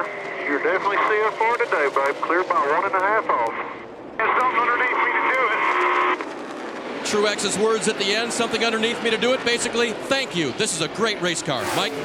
You know, Dave, talking with Kevin Harvick's crew chief, Rodney Childers, this morning, the question mark he had in his head was just how good would they be in race trim? They know they were fast in qualifying as they qualified second, but they had only gotten 4 laps in race trim during the course of practice. So much, in fact, they had a list of things they wanted to try, but only were able to try the things they were confident in coming into this race. So far, they've worked pretty good. He's been a little bit loose, trying to rally back from a flat tire early, Dave. When I talked to Darian Grubb, crew chief for Carl Edwards this morning, he said there will be tire issues today. I just hope it's not us. They had ride-arounds around this track after the Xfinity race yesterday, and he said all the good rubber was taken up out of the track. That's why he was concerned. But today, so far, no tire problems for the 19, Marty. Dave, a moment ago, we saw the pit stop for Dale Earnhardt Jr. once again getting blocked in by Greg Biffle. We talked about the penalty. They had the last pit stall selection, the last 2 stops for Jr. When other cars have pitted around him, he's lost 2 spots both times. Restarted 12th, up to 7th now, but he's got an awfully quick 88 car. As 19-year-old Eric Jones talks about his day to his crew chief Jason Ratcliffe, he told him, I'm saving the wall for later. What he meant was, I'm not running that high line now. You saw a little wiggle right there. I'm not running the high line right now because I want to preserve this race car. I can get up there later if I need to, but for now, I'm staying low. Mike? And as for the 41 car of Kurt Busch, their biggest issue right now has been tight in, loose off. Very similar to what they experienced back in the spring. They addressed it over the course of the last pit stop, took a little extra time on pit road to pull a packer from the left front shock. They also made an air pressure and wedge adjustment. Behind him, well, this could be a pretty good story in the making. Brian Scott, he's only made 9 Cup Series starts this year with his best career finish of 12th. Right now, he's inside the top 10, showing a lot of speed. Certainly one of the best RCR cars out there right now. He's got a teammate in the RCR camp right behind him. That would be Ryan Newman. Newman was loose off, tight in early in the race. He's another one who made a a packer adjustment on the shock. And the car has been a little bit better. He just said this is the best the balance has been in this car all day, Kelly. After Jeff Gordon's win last week, his crew chief Alan Gustafson said, I don't think I've ever seen him that emotional and that excited. And for Alan, he said, winning to me is the confirmation of the effort. We've been working so hard and didn't have the results to show for it. Now we know that effort was not in vain. We can do this, but right now, Jeff Gordon has his hands full. He says the car's getting worse, tighter in and looser off as they go, Mike. Slugger Labby, the crew chief for Austin Dillon's biggest concern coming into this race without practice was just how to set the splitter. Wasn't sure if it was at the right height. Just a little bit too high, it would be too loose. A little bit too low, and then it would be tight. Not much wiggle room there. He's been on the splitter throughout the course of this run, but otherwise pretty happy, Dave.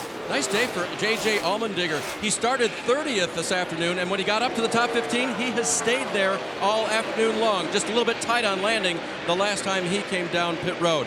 As for Jamie McMurray, it's a recovery day. He was running near the top 10 early, and on one round of pit stops, he got pushed into the grass, which, after a lot of rain this week, was mud. They had to make an extra pit stop, and he's working his way back forward. Speaking of that trend, there's his teammate Kyle Larson on the outside in the 42. They stayed on the lead lap, made repairs, and guess what? The 42 is still lightning quick on the top line, Kelly. Kasey Kahne's crew chief, Keith Run, told me their goals for these last 3 races. He said, we want to win the next 2 and do anything we can to help the 24 car win at Homestead. His goal is to win with Kasey at tracks he's never won before. Right now, Kasey, though, says his car is just tight through the center and snappy loose off.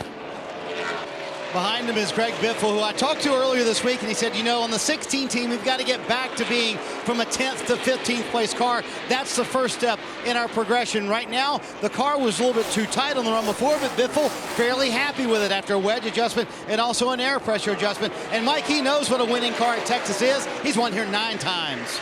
That's a good feel to have and a confidence level coming into a race like this. I can't say, though, that Eric Almirola has that same confidence level, especially today. It's been a handful of a race car to drive. In fact, over the course of the first run, he said our balance is not even in the ballpark. They've been adjusting on that race car throughout the course of the day, making adjustments to the chassis and to the shocks. Still extremely loose, Dave.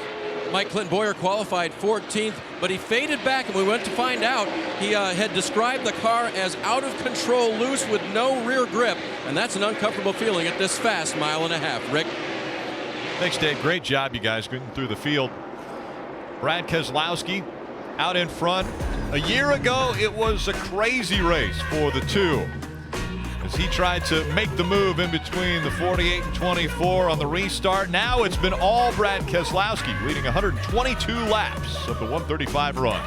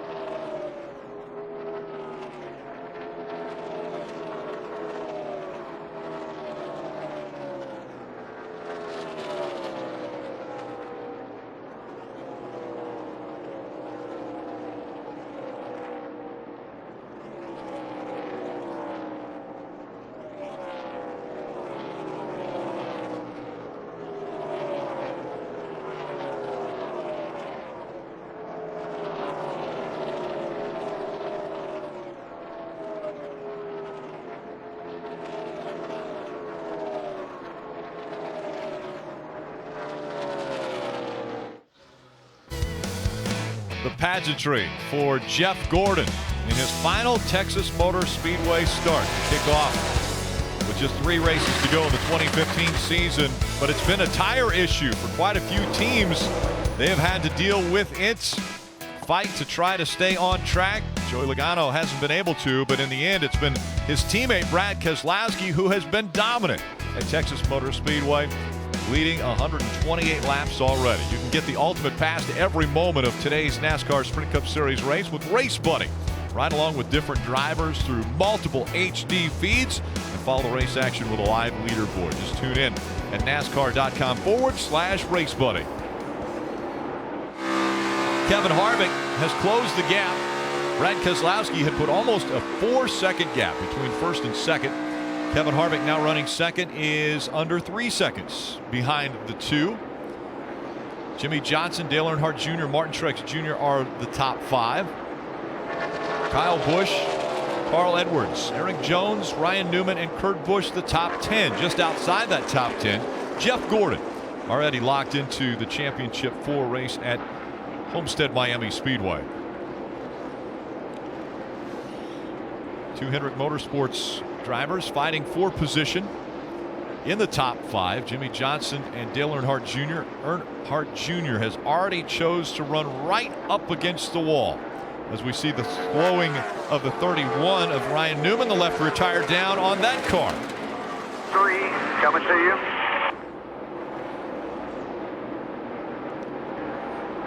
A lot of left rear tires today at Texas.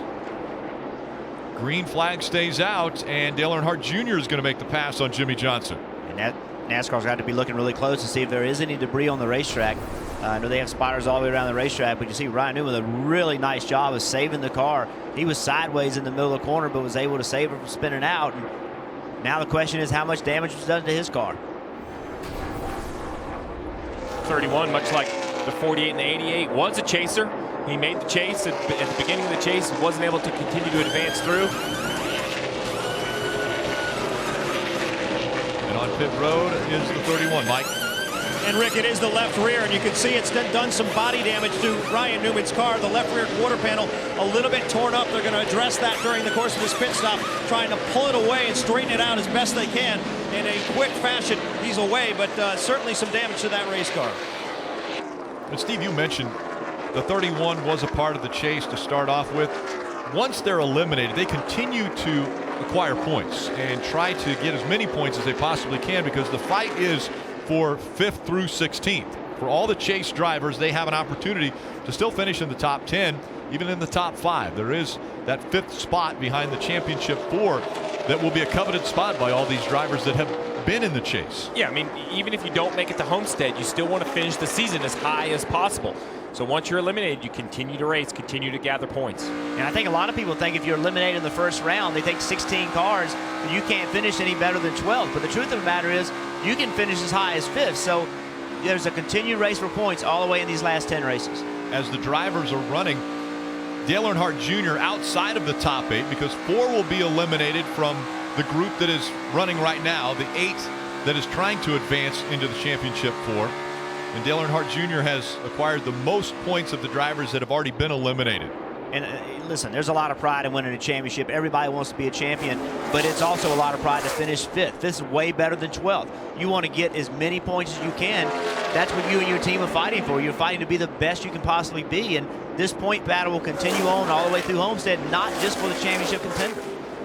Trevor Bayne running 22nd. The next car that will go a lap down as we see the 2 making his way by and the caution coming out. So the caution comes out for the 6th time. It's debris on the backstretch. And that is where we saw Ryan Newman have a tire issue. So with the debris on the backstretch, NASCAR has thrown the caution out. We still have yet to reach the halfway point of this 334 lap race. Free pass is going to go to Trevor Bayne. Just went a lap down right before the caution went out. And so Trevor Bayne will get the free pass, be able to go back by Brad Keselowski. And Ryan Newman, who had the flat tire, perhaps it was his debris, he's currently 2 laps down. So I would expect this 31, as long as the damage isn't too severe and they feel they've got it repaired, stay out, take a wave around when all the lead lap cars pit, get that 1 lap down. Very important to get the 1 lap down. You can try then to race for the lucky dog, try to get back on the lead lap. As you mentioned, we're not even halfway. So you have to race the race that's ahead of you. And right now for the 31, that's to try to get at least one of the 2 laps back. The furthest we have gone on a green flag run today has been 44 laps. This most recent run that we were on went for 43 laps. And then the left rear tire goes down for Ryan Newman. Some debris on the track has brought the caution out, and the teams will now get up on the wall and at the ready as their drivers will be bringing the cars down in front of the crews. 4-tire stops in Sunoco Fuel. We talked about Harvick coming up through the field later in that run, but Dale Jr. was coming up through the field also. He worked his way all the way up to 3rd position. Now he's got to deal with the pit position again. We saw it affect all of them before. Can they get out clean again? Well, because the problem is Earnhardt Jr. is going to get there first. He's going to pull into his box. Kurt Busch is going to pull in behind him. They're going to find. They're going to try to play as nice as they can. But Greg Biffle back in the 17th position, he still has to come around both of them, try to get into his pit box. Brad Keselowski moves down onto the apron and makes his way onto pit road, bringing the lead lap cars behind him. Dave. Martin Truex Jr. gave up 1 position on that run. He is now 5th. He said it was because the front tires gave up late in the run. I couldn't get the car pointed. Air pressure adjustment on the Goodyear tires and Sunoco fuel, Mike. And Kevin Harvick has a very fast race car making his way up through the field. The only thing they've been working on is the exit. It's been a little bit loose. An adjustment to the right side of the chassis and 4 tires, Marty. Kyle Busch had fallen back to the 6th place position. He said, we're just not as good this run. I need front grip. They're going to go back to where they were before. Kelly? Brad Keselowski has led the majority of the race. He said he was definitely looser off that last run, especially off turn 4. So they went back on the adjustments they had made the previous stop. 4 tires and fuel for Brad Keselowski. Great stop by Brad Keselowski as well as Kevin Harvick and their crews. They'll come back out 1st and 2nd.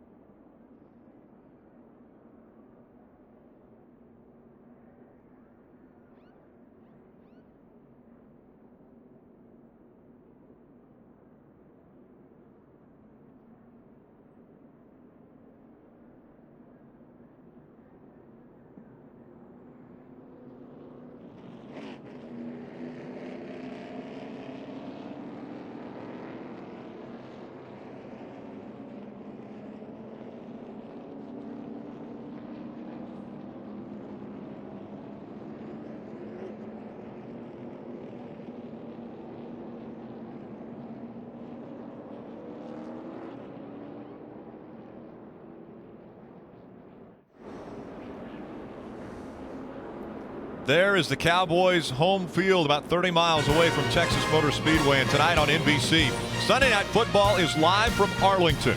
The Eagles visit the Cowboys. And looking ahead to Thanksgiving, the Packers will retire Brett Favre's number when the Bears visit Green Bay in prime time on NBC. Mike. And Rick, Kurt Busch had to make a second visit to pit road. That's because they did not get all the lug nuts tight on the left rear. They took advantage of that second stop also, and they put a Packer in the right front just to help Kurt out a little bit with the balance of that race car. We've heard a lot of Packer changes here. What that is, that's basically a shim that goes on the front bump stops. These cars run on bump stops. That's what limits the travel. That's how you set your splitter close to the pavement. With no practice yesterday, it doesn't surprise me. We see way more bump stop adjustments than we normally would ever see in a race. 5 of Casey Kane speeding on pit road as they come back into the restart zone. Brad Keselowski, Kevin Harvick side by side. Green flag back in the air.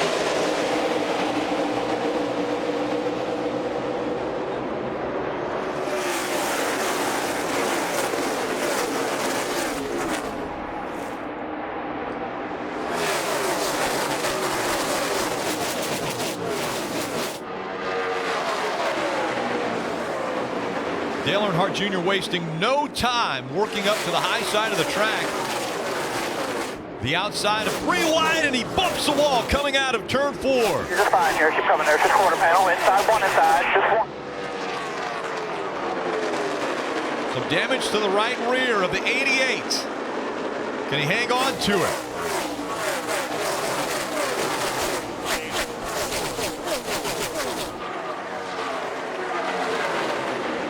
You heard TJ Majors tell Dale Jr. that it was just a quarter panel. They keep coming, but you see how free he is still. That right rear quarter panel at these high speeds is super, super important.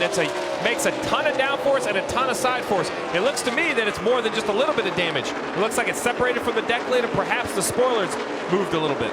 He got really loose leaving turn 4, and he had to turn the car back right and just got the side of the car into the wall, and he did damage to the right rear quarter panel, did damage to the deck lid's not sitting flat on the quarter panel anymore.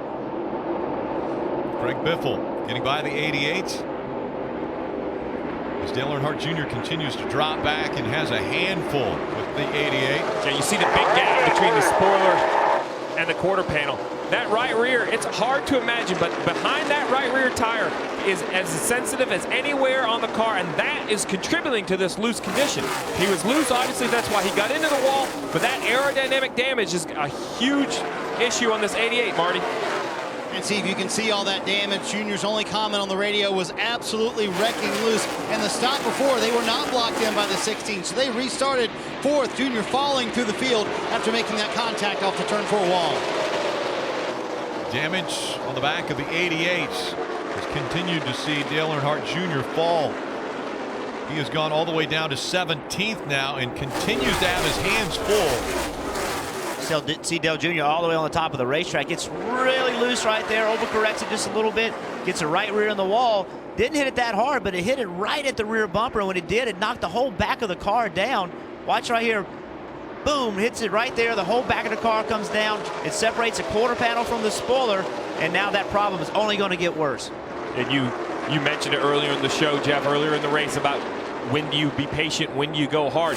With 175 laps to go, we just commented how fast the 88 was right up against the wall in that long run. Seems like on new tires, the car definitely did not like either the low air pressure or the adjustment to be running the high groove that early. And with all the issues we've seen with tires, it's only going to make it worse for the 88 right now. Being this loose is putting a tremendous amount of pressure on that left rear tire, tremendous amount of pressure on the right rear tire as well. So he's going to have to manage it. Obviously, he does not want to pit right now under green, but the only thing he's going to have to be able to do is slow down. But ultimately, if it continues to be this loose, he's going to have to pit.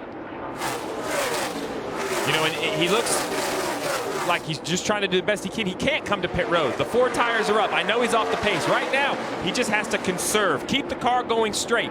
Not lose control. Don't make the situation worse. Perhaps you'll get a caution. Until you get lapped, there's really no reason to pit, as unfortunate as that is. And that's all the information the spotter and the crew chief need to be giving Junior right now. Look, we see you're struggling. We know it's a problem. All you can do is don't wreck the race car. Let's hope we get a caution. These guys aren't racing for the championship. They've got to just sit it out and wait as long as they can. Marty? And Jeff, that's what Greg Ives has told him a couple of times. Hang on as best you can. What you said, they don't want to bring him down pit road right now if they don't have to. But he said, listen, if it's that bad, we will come down pit road. We want to stay out, though. We will get you fixed up, I promise. But for now, hang on to it. That's tough to do, isn't it, when they're too wide behind you like that, isn't it, Jeff? Oh, he's so loose right now. You can see how much he's having to work the car. I mean, it is a handful just to try to keep from wrecking. So it's just balance. I mean, all you can do is go as fast as you can without wrecking, but it is very difficult.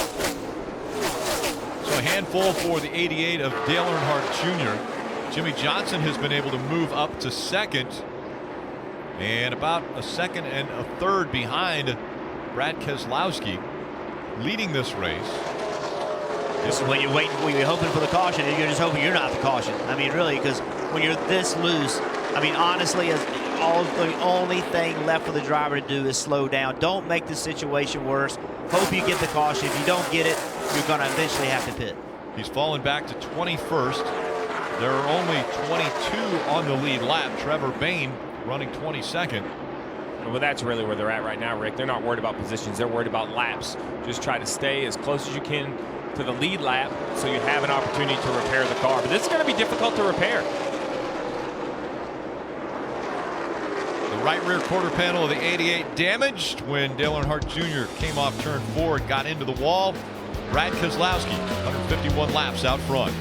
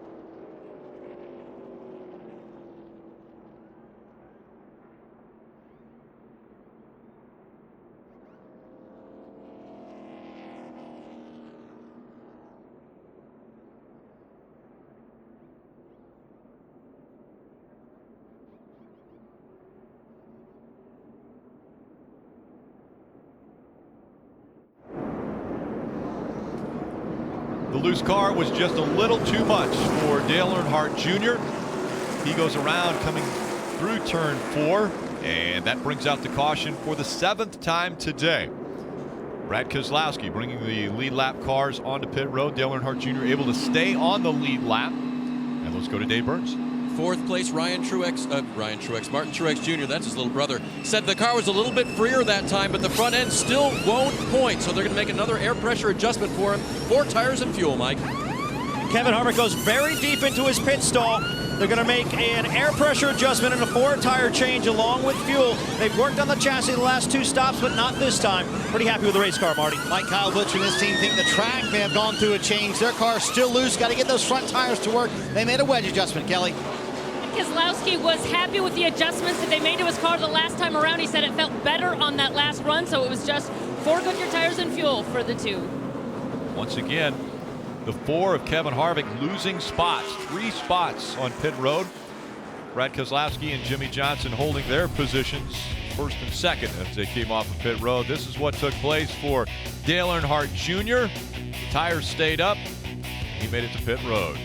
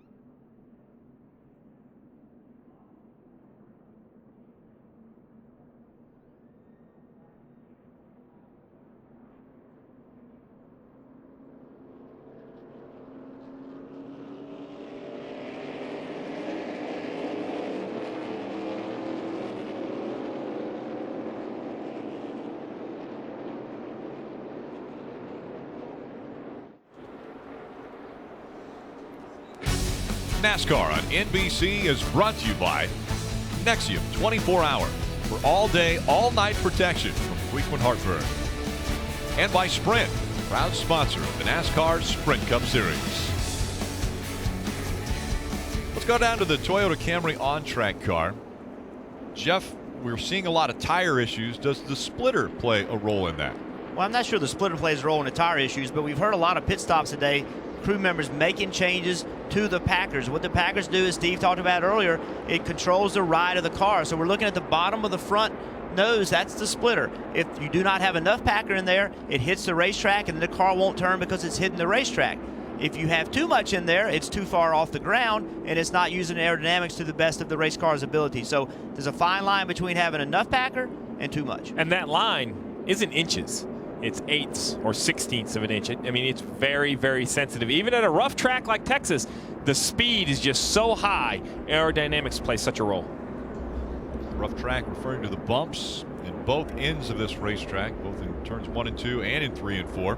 Brad Keselowski, Jimmy Johnson. Keselowski once again choosing the inside line for the restart. We're back to racing in Texas.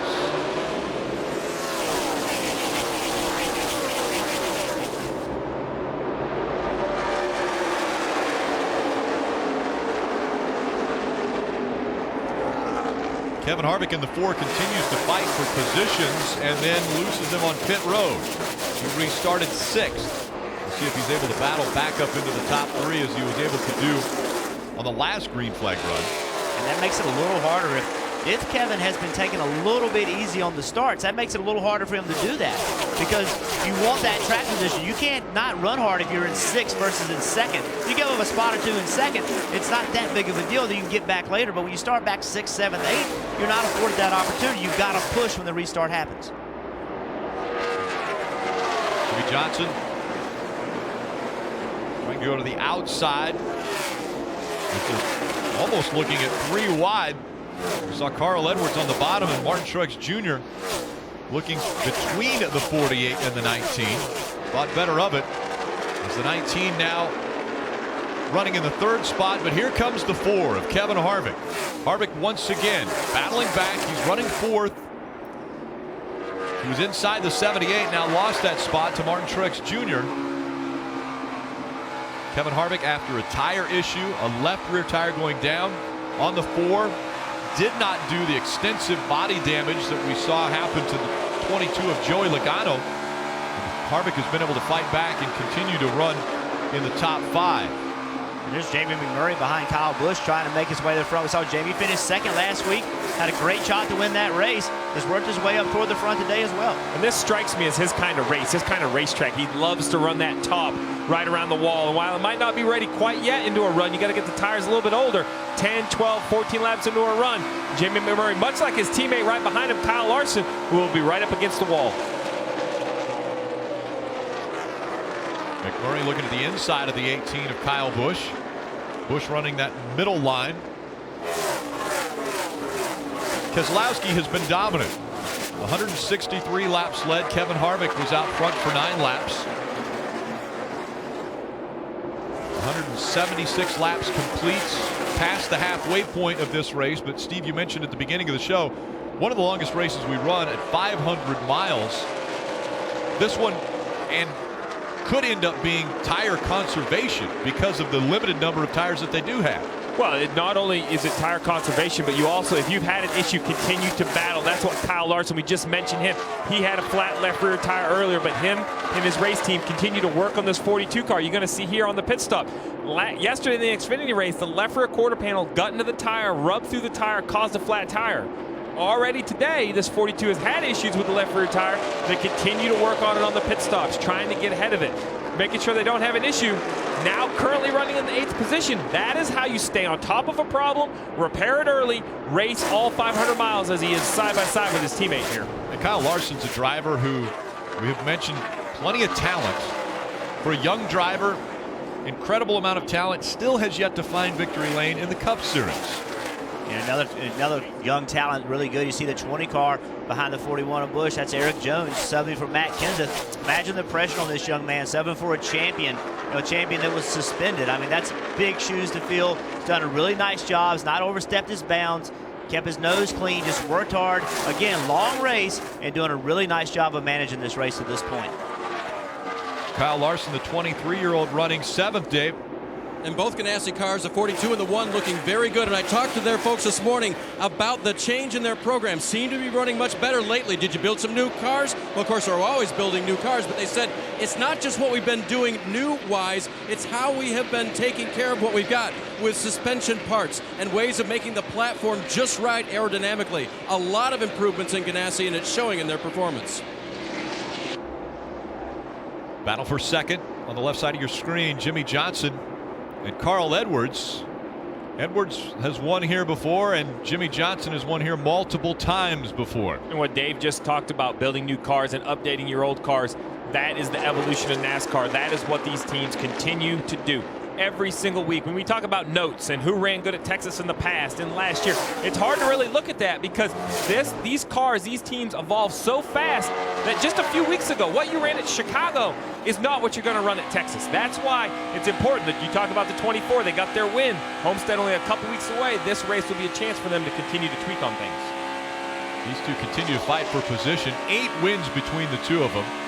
Jimmy Johnson has won here 5 times, Carl Edwards 3 times. And Jeff, when you talk about slick racetracks, does it not surprise you? Carl Edwards, Jimmy Johnson, those two seem to excel at slick racetracks. Yeah, I think this is the kind of run Carl Edwards and his team need. They've not had a whole lot of speed. They've had it in practice at times, but in the race, they just haven't been quite as fast as some of their teammates. So I think this is just what they need. They need to have a good, solid day, try to get a win, obviously, but get some points, and then move to Homestead with a faster car and feeling good about the speed they can generate. Carl Edwards, 2 wins already in 2015 at Charlotte, a 1.5-mile track, and then Darlington. Dave. And some interesting challenges, Rick, when he comes to pit road. Listen. There's like there's a bump or something about 2 boxes away from us, right there on the line, on the white line. Man, it feels like a launch of rear tires. Yeah, it's before I saw it this time. It launches you up in the air about 6 inches. Rear tires come off the ground. Yeah, I thought the thing was stuck in gear, bounced so hard earlier, so I can't get much there. So, Jeff, describe all the things you're doing when you're trying to pit and what a launching bump can do for that. Well, that's a bad thing because you're under heavy braking. It's really important for the driver to get into his pit box quickly, stop in exactly the right place, let the timing of the pit stop happen perfectly if you want to have a good pit stop. If you have a bump where you can't accelerate, you can't get in there with the braking the way you really want it to, it upsets the speed of the pit stop. So that could prove to be a disadvantage. In a tight race where 1/10 of a second matter on pit road, that could be a disadvantage. Remember the 19 of Carl Edwards before the race had to switch the splitter out because it did not go through the templates. The 19, the 18 of Kyle Busch, and the 11, all Joe Gibbs racing cars, all had their splitters confiscated, and they'll be taken back to the NASCAR R&D Center to be looked at a little more closely over the next week. But Carl Edwards running strong now in the 2nd spot at Texas Motor Speedway, still chasing after Brad Keselowski.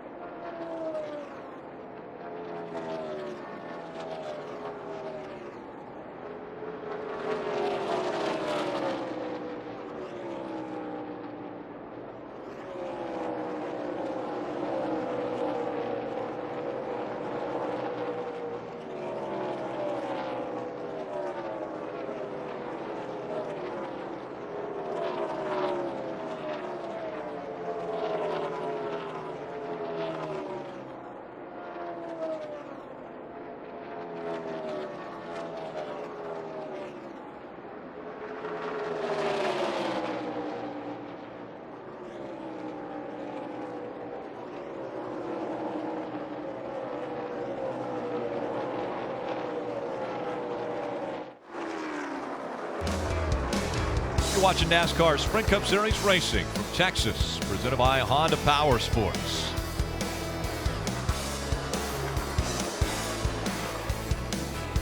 Let's take a look at today's lap leaders, brought to you by Cheez-It. Brad Keselowski, 179 laps. Kevin Harvick has led 9. Matt DiBenedetto, David Gilliland, Kyle Busch, and J.J. Yaley all out front for a lap. Kelly. Brad Keselowski certainly has been dominant through the first half of this race, but he knows that we're nowhere near the end of it. Here's what he told his team during that last caution. Really proud of what we've done so far, but I know we got a long ways to go. Let's keep our heads down, right? And with those tire issues that we've seen, I can tell you that crew chief Paul Wolf has personally been climbing down from the pit box after every pit stop to personally examine the tires. Right now, they've been really happy with what they've seen from this 2-car. And with a 3-second lead over Carl Edwards, I would hope that Brad Keselowski and that 2 team would feel happy with what they've seen so far. They have been dominant. But they know that's not going to be enough. They know that everybody behind them is making their cars better. They've set the pace. People know they've got to make their cars better, and they're going to have to continue to do the same thing. This race is far from over. We've seen these races, they're not over until they drop that checkered flag. Saw it last week at Martinsville. You guys thought they were going to win the race, ended up being in wrecks. So you've got to stay on point. You got to focus. You got to continue to try to make your car better. And interesting, you say stay on point as we look at the chase points on the left side of the screen. Brad Keselowski, as the race leader, is in the top 4. But look how tight it is for the 3rd, 4th spot, 5th, and 6th. Separated by 6 points right now. And only 4 positions. Only 4 will advance to Homestead, Miami, and this race and Phoenix. The only opportunities these drivers have. Mike. Well, updating Kurt Busch in the 41 car. Right now, his biggest issue, Rick, is loose on exit. It's interesting, though. His composure inside the race car is of note, for sure. I had a conversation, which I thought was pretty interesting, with his crew chief this morning, Tony Gibson. He said one thing he's noticed about Kurt and the way he's changed this year, it's dealing with adversity. He's found ways to find the positive side of things and keep focused. We heard an example of that not too long ago over his radio. I appreciate you hanging in there with us. We'll keep digging here. 10-4, I'm trying to stay as clear-minded as I can to find something to help us. Our season's on the line. We're doing all right here. We'll keep chipping away at this. Yeah, roger that. Appreciate that. And the caution has come out. We see Trevor Bayne on the apron. Right sides. Just get right sides on it. And I damage. think you cut a brake line here, bud. Damage to the right You think rear. you cut a brake line? All right. You got any stopping power? The tread of that tire completely gone.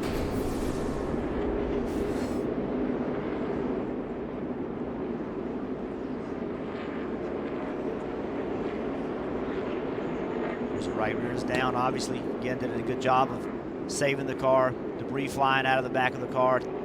Again, a lot of damage when these tires blow apart. It just damages the car, tears a tremendous amount of things apart. You heard he may have ripped the brake lines out from underneath the car. But again, there was some contact made with the wall earlier, right, A little John? bit earlier, we did see Trevor up against the wall. He bounced against the wall, and then sometimes when you get in the wall just kind of sucks you into it. You can't get away from it, and this could have eventually caused the damage, gotten the right rear quarter panel into the tire, and rubbed a hole in the side of it. So the caution out for the 8th time. Those of you wondering, the most cautions at Texas, 13, and that happened a year ago.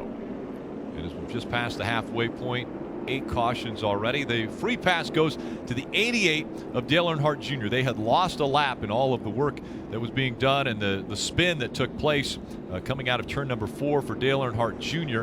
And with this caution, that puts them back on the lead lap as the cars heading their way onto pit road. We go to Dave.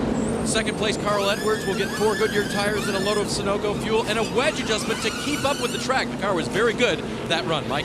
Kevin Harvick pretty happy with his car over the course of that last run as well. They've lost a few positions on pit road, so we'll pay very close attention to this stop, see how clean it is. They got to work on the right side, swing around to the left side. It appears to be a pretty clean 4-tire change. Marty? Kyle Busch ran 6 for much of that stop. He said that we need to work on the drive off, but he said, honestly, I don't know where the speed has gone from this race car. An air pressure adjustment to help him out, Kelly. Paul Wolfe asked Brad Keselowski if he wanted any changes. He said, man, I wouldn't even know what to ask for. He's pretty happy with his car, so no changes, just 4 Goodyear tires and Sunoco fuel for Brad Keselowski. To the positive for Kevin Harvick, Kyle Larson, Jeff Gordon all going the right direction on pit road.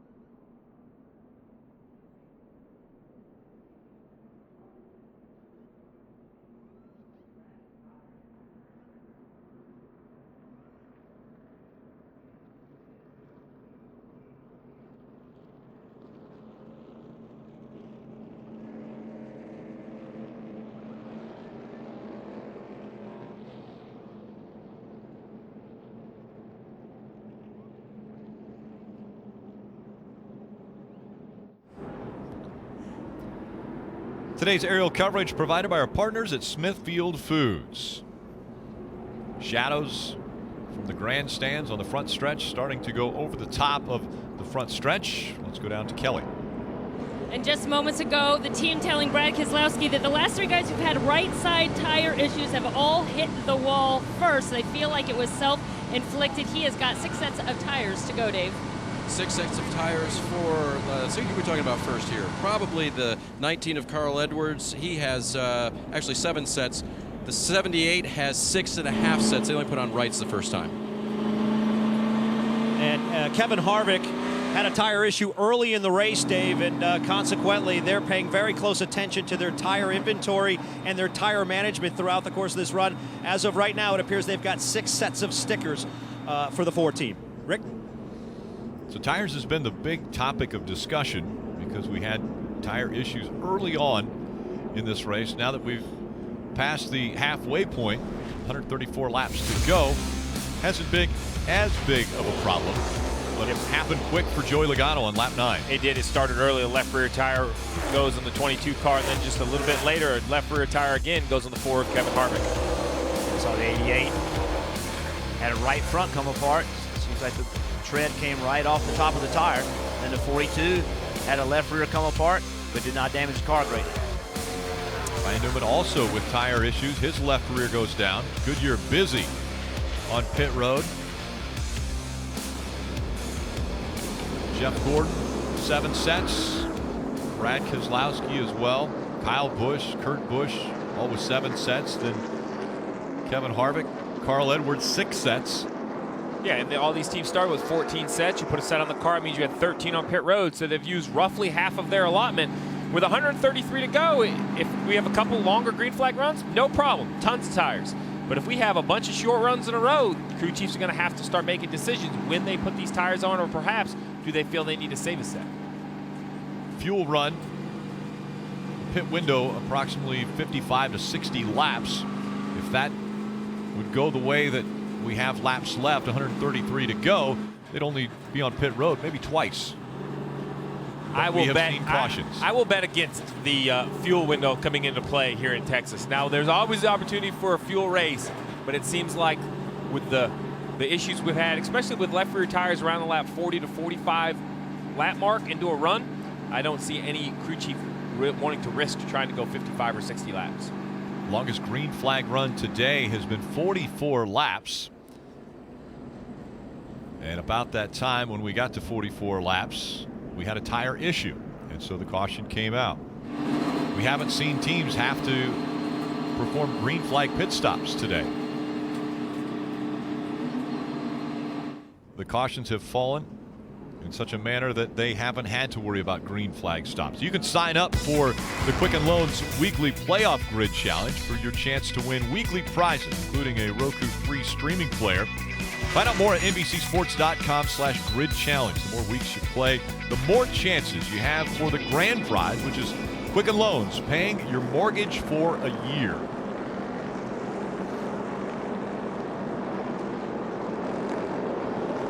Two hours of post-race coming up after this race. Chris DeVota, Kyle Petty, Dale Jarrett from right here at Texas Motor Speedway, and then following that, NASCAR Victory Lap.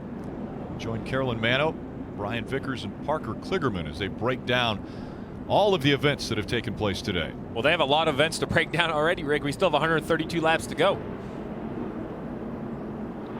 2x2 once again as the lights are off on the pace car, meaning the next time by they will see the green flag. Let's go back to pit road. Dave. Small tire issue for the 78 explained to the driver, and he has an explanation, Rick. One tiny crack in the left rear there. That's the first one we've seen all day. First time I had to try to run the top really hard too on a restart. True, copy that. And there you have it. Some guys looking at that tire wear, maybe a little bit of concern as far as what line they run now, either the bottom or the top of the track. And he said he had to run hard at the start of that run too, and that's like we talked about earlier, that's when you can damage them. Back into the restart zone. Green flag back in the air.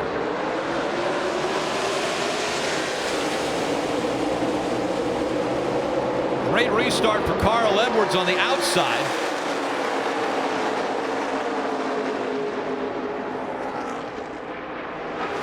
Once again, Brad Keselowski with that inside line gets out front. And now Carl Edwards has his hands full with Martin Truex Jr. on the bottom of the track. And smoke coming out. Looked like from the 42 of Kyle Larson. Maybe the 4 of Kevin Harvick. We'll watch a little closer as they go through 1 and 2.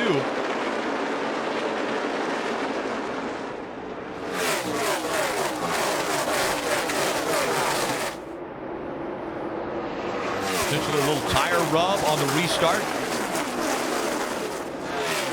They're strung out from the top 10 positions now. Kurt Busch back in 9th. Behind Kurt is Jamie McMurray as Kurt Busch looks to get by his younger brother Kyle Busch. Kyle Busch will fall a spot back to the 8th position goes Kurt Busch. Kyle Busch to 9th, Eric Jones to 10th.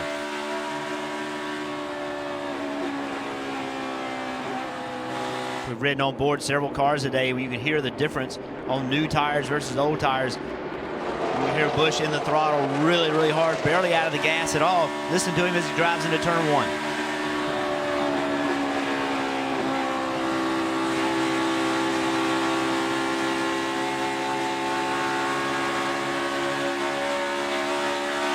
Picks up the throttle very early when he goes in turn 3 right here. It's a much tougher entry.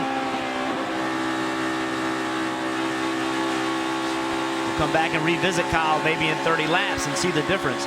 He's driving the car really hard right now because the new tires make a tremendous amount of grip. He's not going to be able to do that long. Kyle Busch about 4 seconds behind race leader Brad Keselowski. Marty. And Rick, we noticed on the last stop that Kyle Busch lost 3 positions when they came to pit road, and that's because they put a Packer in the right front. We've talked about that often today, the Packers going in the right front due to the lack of practice for these race teams, making some fairly big swings at it. But the one thing that would concern me, Steve, is that he told Adam Stevens, I don't know where the speed has gone in the car. It feels not that bad, but when we're back here in this traffic, we just can't go anywhere. It seems like we lose all of our speed. Yeah, those are the ones that are hard to fix. As a crew chief, you want to have something to work on. Too tight, too loose, the splitters on the ground, some sort of direction. But it's good that Kyle Busch doesn't make up an issue. If he's lacking speed, he just needs to be honest. If he's not sure where it went, the crew chief can go through. There's small adjustments you can make to try to find some of that speed. And we talked about on the restart, we talked about a lot of smoke coming out of somebody's car. We really weren't sure who it was from, but here we see Kyle Larson leaving turn 4. Look at all the smoke coming out of the left rear tire. We've seen several times during pit stops, they've been pulling on that left rear quarter panel to try to get the quarter panel off the tire. They're going to have to fix that. If not, that can rub a hole in the tire. We've seen tire issues already. We could be seeing another one. Kyle Larson was leading the Xfinity race yesterday when he had a tire issue with the left rear, and that allowed Brad Keselowski to get out front and win the race yesterday.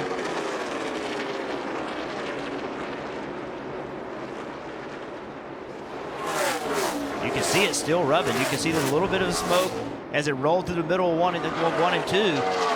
That's a concern. It's still rubbing this far into the run. I would really start getting nervous about that. Especially since we have seen some serious tire issues already, especially the left rear. As we get later into the race, the intensity is picking up. 123 to go. We talk about how long this race is, but it's a battle for track position. You're going to see here Carl Edwards on the outside of Kevin Harvick. Harvick gets a little loose, comes up off the bottom of the racetrack, chases it up. Luckily, Carl Edwards was clear of him. There was room for the 4 to come up.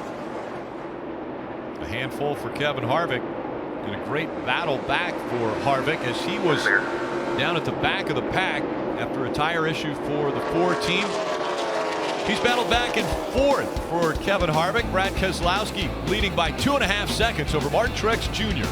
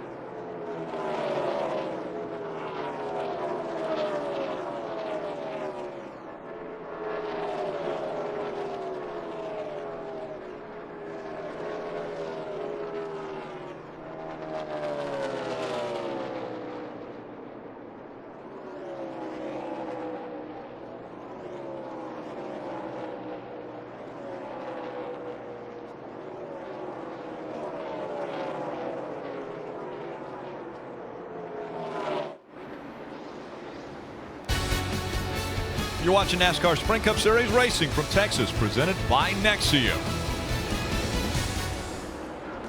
I want to take a look at the Mobil 1 performance factors today.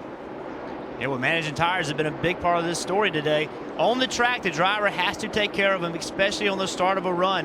Don't push the car too hard. Don't wear the tires out early in the run. Be a little bit patient. And it's just not on the track. The crew chief has to worry about how many tires he has in the pits. Why they started with a tremendous amount, 14 sets. The way this race has fallen, it's been chewing up tires. It's a 500-mile race. You have to manage how many sets you have left to get all the way to the finish. Here comes a battle for the third spot. Kevin Harvick and Edwards. Harvick's taken the third spot away from Carl Edwards. Martin Truex Jr. still holding on to second. Brad Keselowski up front. Kevin Harvick continues to move toward the front. He was strong early. A tire issue relegated him back to 39th on one of the early restarts. He's battled his way back up into the top 5 and now into the top 3 as he closes the gap on the 78. But Martin Truex Jr. a little bit of a wiggle as they came out of turn 4. Sorry, as he got right behind the 78. You know, it just took a lot of air off his car by being directly behind another car. Car got really free. He had to chase it around. That's not helping tires either. The more you slide that car around, the more it eats the rubber off the tire. We're seeing the speeds now at 187 miles an hour. I think Martin saw Kevin coming. He doesn't want to put up a fight right now. Kevin has the outside working really well. I think Martin's comfortable running on the bottom of the racetrack. He feels like he's saving his tires by running down there. Martin loves running to the top typically. I just think he's content running the bottom, trying not to cause a tire problem. Kevin Harvick 2.5 seconds back now from Keselowski as we see Casey Kane making the move by Greg Biffle. Both of these drivers right here are looking for just an improvement to their 2015. Both are winless. Both are looking to turn their year around. The 5 of Casey Kane, a good solid run up in the top 15 most of the day. And the 16 of Greg Biffle, consistently running decent laps.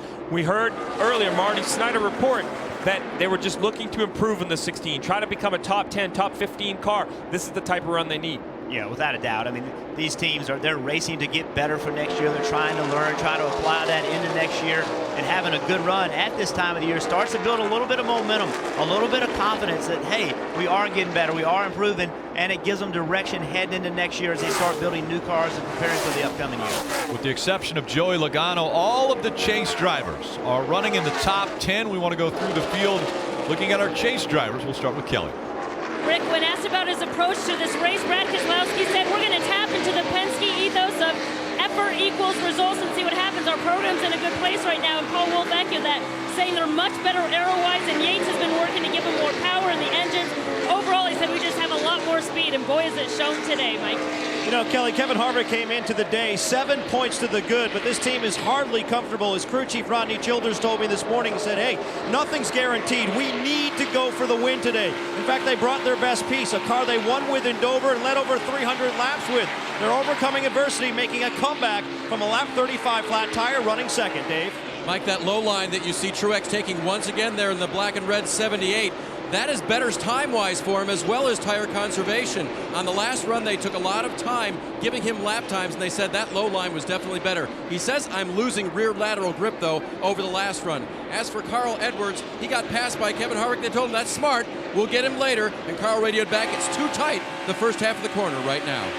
With Jeff Gordon's spot secure in the championship race, these next 2 races, they just want to focus on their execution of the races, making their pit stops better communication, of course, improving their cars. Well, at one point, crew chief Alan Gustafson was so happy with the stop, he came off the pit box and gave every team member a fist bump. They've been working hard on this car all day. They think they're getting closer to getting it to where Jeff likes it, Marty. Kelly, even though next week he'll be suspended once again at Phoenix, how can Matt Kenseth help his teammates out? Well, a couple of weeks ago, he did the Phoenix test and gives all that information to the JGR teams. Kyle Busch said earlier this week, we know we need as a company to get better at Phoenix. We hope that information will help us out a bunch. Right now, Kyle says we're getting beat through the middle of the corner because we're on the splitter, Mike. Coming into this race, 26 points below the cutoff. Kurt Busch's crew chief, Tony Gibson, was painfully honest. He said, hey, look, we need to win one of these next 2 races. Unfortunately, the car has not had the balance Kurt Busch would like. They've been struggling with a loose race car off the exit. And something even more alarming over the radio not too long ago, Kurt said he might have a very slight vibration. We'll pay attention to that, Marty. Mike, you got to go way back in the field to find Joey Logano, who was in that accident early on after they cut a left rear tire. He's in 41st position right now, 66 laps down. Once they did fix the car and get back out on the racetrack, they had to come back down pit road to clearance the left rear fender. It was rubbing then, so obviously a tough day for Joey Logano. And you see on the left-hand side of your screen, on the bottom of the chase points as they run right now, they must win at Phoenix if they want to advance to the championship round for the 2nd year in a row, Rick.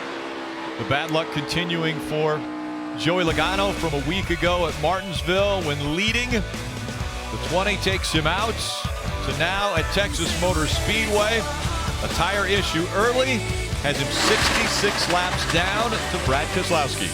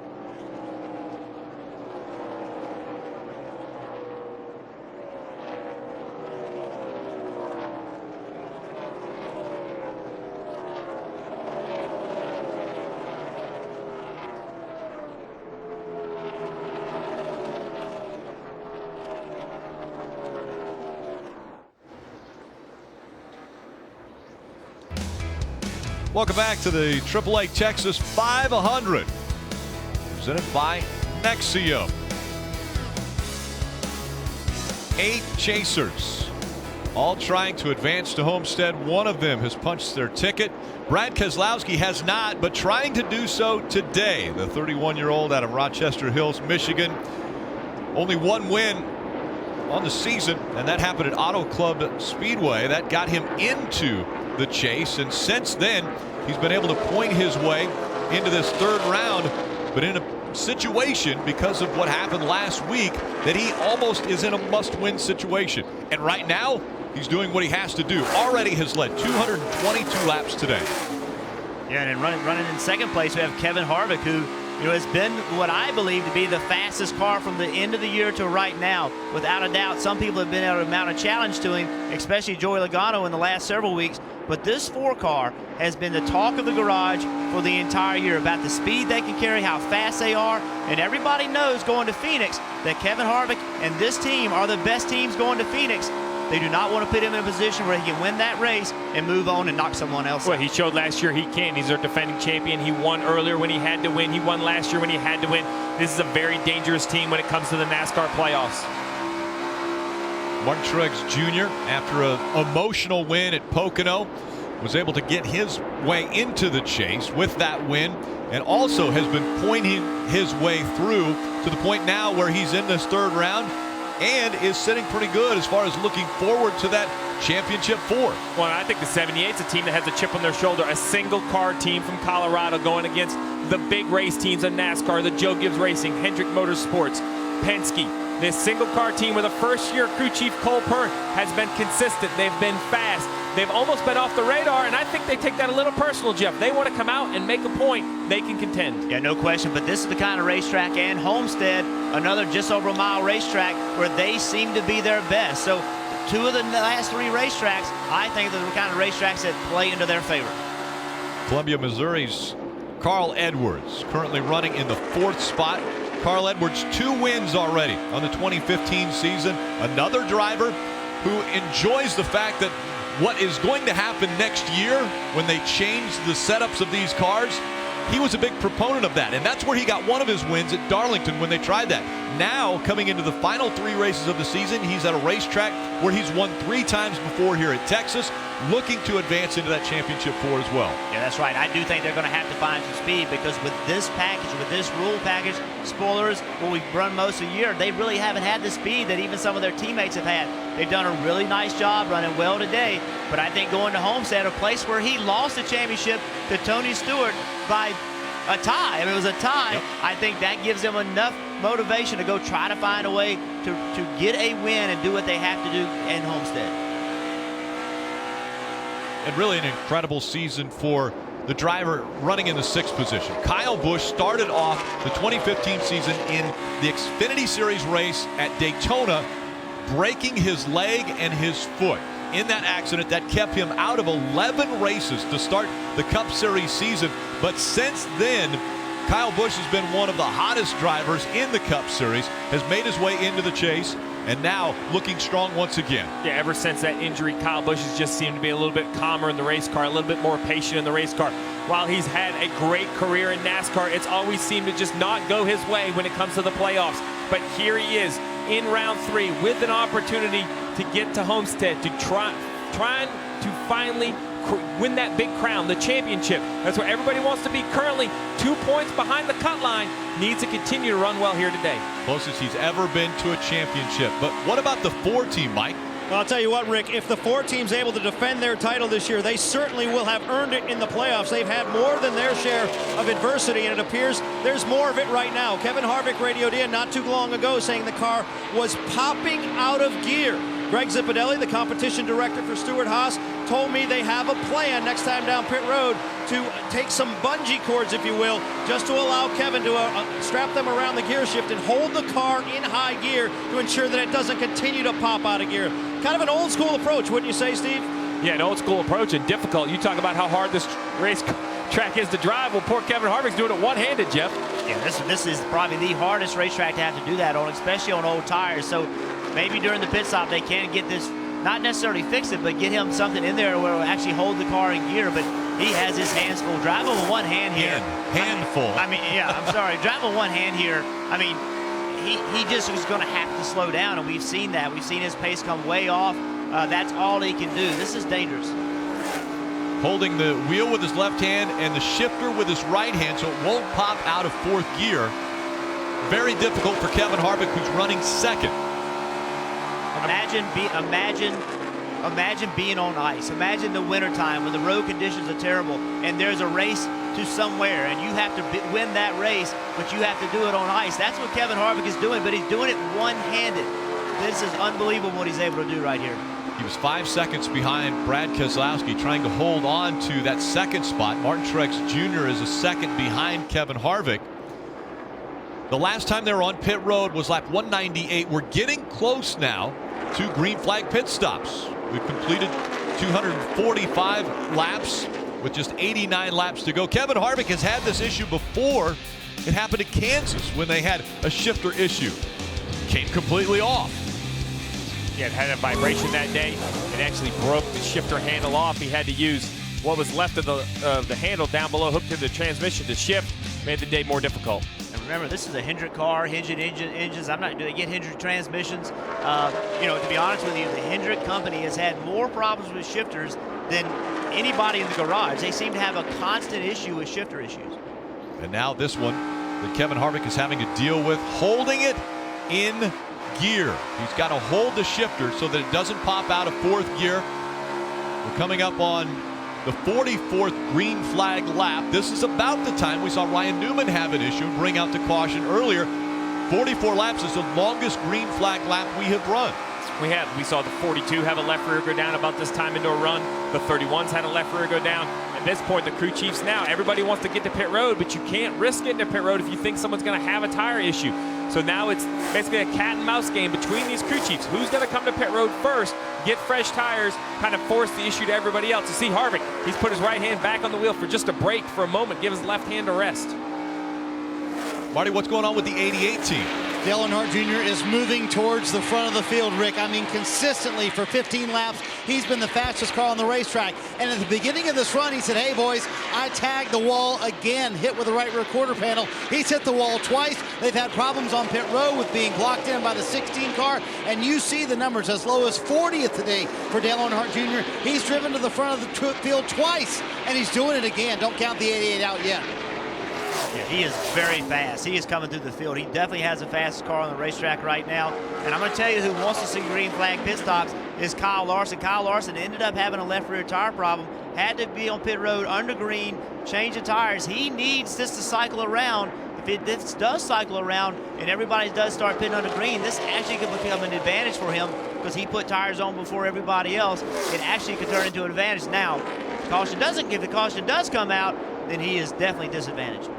Kyle Larson scored 3 laps down. He was last on pit road on lap 231, so he's gone 18 laps since he was on pit road. And he gave up so much time getting on pit road with the damage. He had to go so slow that's why he's 3 laps down. They also had to fix the car. So to be honest with you, even if he does get the caution doesn't come out, he's still going to be greatly disadvantaged. And green flag pit stops are taking place. Dave. Carl Edwards gives up 5th position. This car would not turn through the corner, so they will make an air pressure adjustment, give him 4 Goodyear tires and a fill of Sunoco fuel to try to help him. Marty? David's teammate Kyle Busch was pretty good through the middle part of that run, but then all of a sudden he told Adam Stevens the car has gone tight all of a sudden. Stevens told him, if you think you have a tire going down, I'm worried about the right front. Let's come down pit road as soon as we can. They stayed out about 4 more laps. Then he called him down pit road with his teammate leaving pit road. Dave? Martin Truex Jr. was running 3rd this run. Very loose off was the last report that he gave to his crew before coming down pit road. Mike? Kevin Harvick on pit road. They'll go to work with a 4-tire change. Also a wedge adjustment on the right side of that race car. They do not hand him those bungee cords we talked about. It looks like Kevin's able to handle the situation on his own.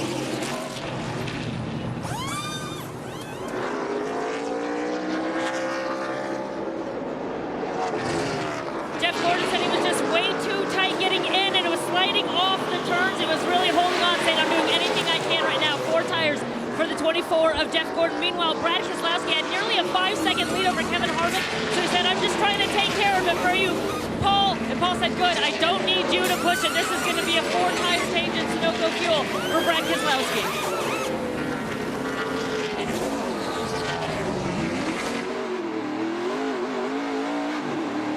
Well, Brad Keselowski came onto pit road. Jimmy Johnson took over the lead, and now he is on pit road. Dave? Hits his box perfectly. He will take on 4 tires. He'll get a chassis adjustment this time. It'll be a wedge adjustment for Johnson. A full load of Sunoco fuel to try to make a full run here, unless, of course, they short pit again.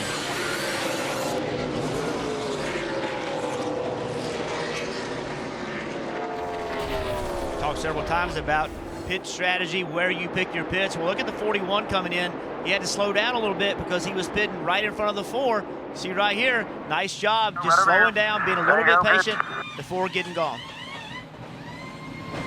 Again, just in front of that 41. So the 88 doing service on his car. See Kevin Harvick once again with the right hand on the shifter. That's really impressive. Left hand on the wheel, right hand on the shifter for the 4 of Kevin Harvick as it was popping out of gear. The 18 of Kyle Busch running in the top 5, Marty. And Rick, we see that advantage of coming to pit road first. They are out 4th, but remember, Kyle kind of diagnosed his car went tight. All of a sudden, Adam Stevens said, "Come, I'm worried about a right front." That's the right front tire coming unzipped, is what they call it, unwound, if you will, on the right front for Kyle Busch. So good of those guys to catch it. Didn't damage anything on the race car. They got off clean on pit road and even gained some spots at the same time. Yeah, the way these tires are built, Rick, the way that the cords are put in them and the actual construction of the tire, when it gets to a point of wear, it'll actually pick kind of one of those cords up, and that's what you see unwind. That puts those very symmetric parallel lines around the tire. Mike? Just want to update you on what Kurt Busch and the 41 team did on pit road. As we documented earlier, he had a vibration, and it was getting worse. Luckily, he was able to ride it out until that pit stop. A 4-tire change there. Also, they made a wedge adjustment because the car was very loose at the same time. Green flag pit stops have cycled through. Brad Keselowski out in front of Kevin Harvick by just a half a second. So a lot of ground gained by Harvick under that last run.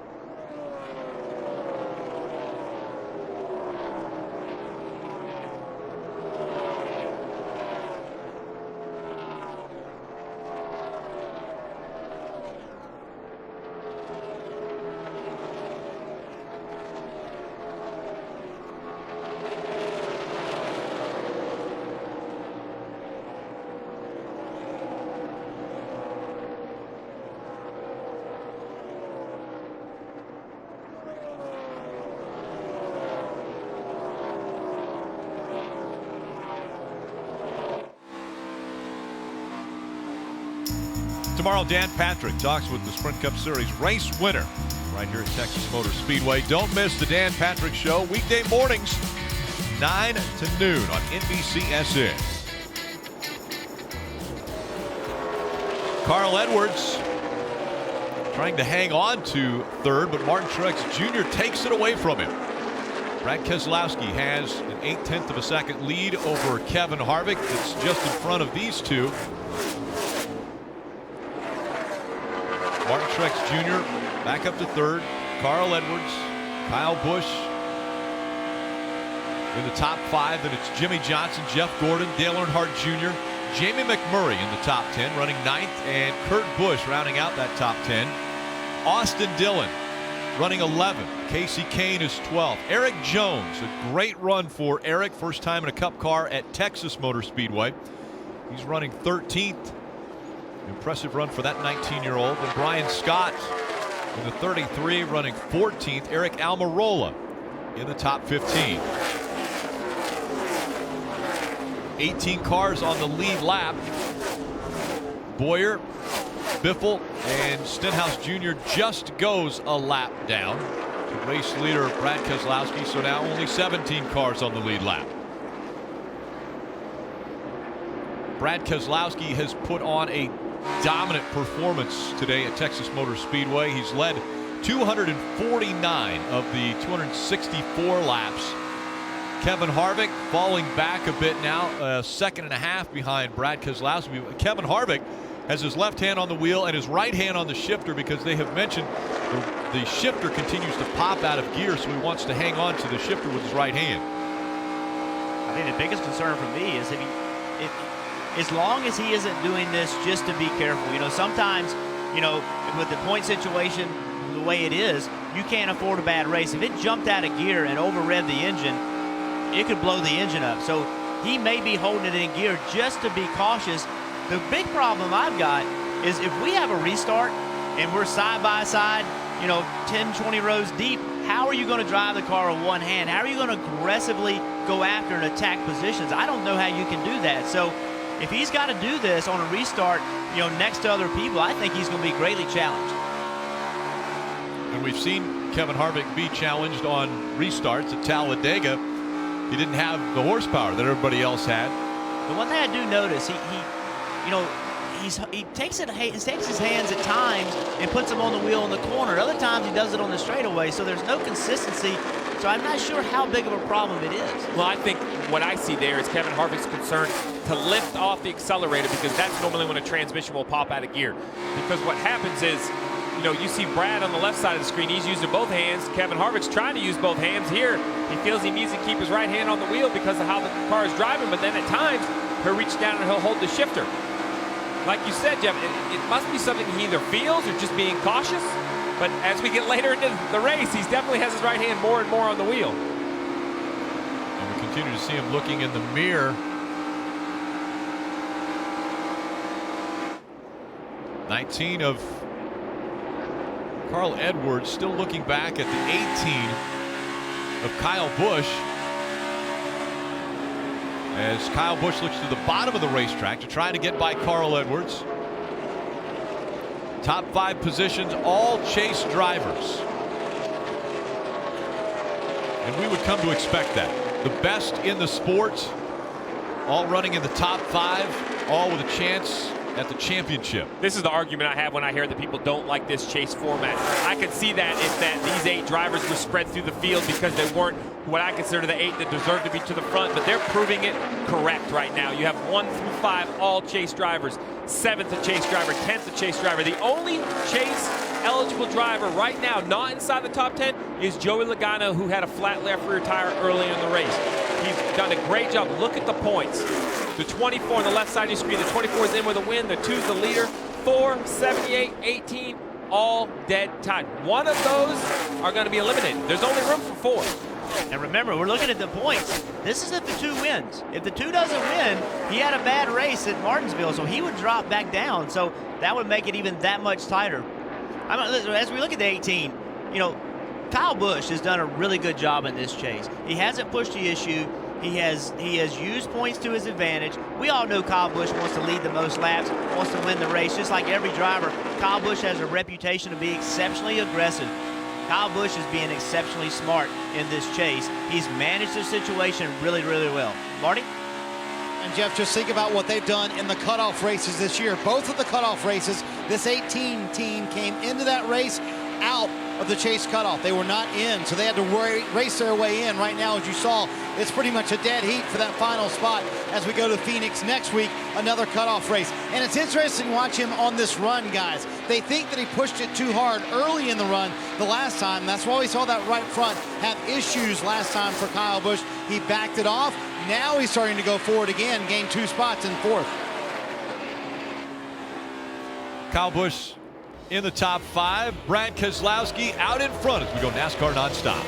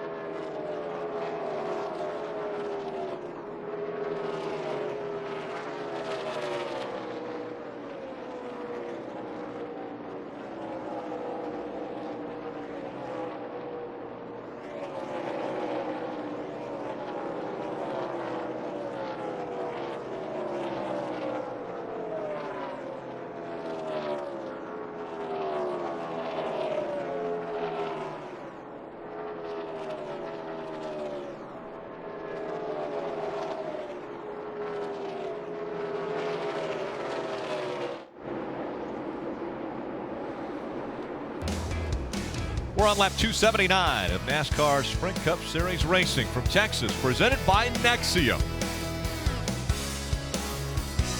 Mike, how is the Ford dealing with the shifter issue? Well, it's got to be a lot of work inside that race car, as we've seen Kevin Harvick driving basically with one hand on the wheel, another hand on the gear shifter. Now, his crew chief, Rodney Childers, wanted to understand the problem a little bit more and was asking more specific questions about when it happened.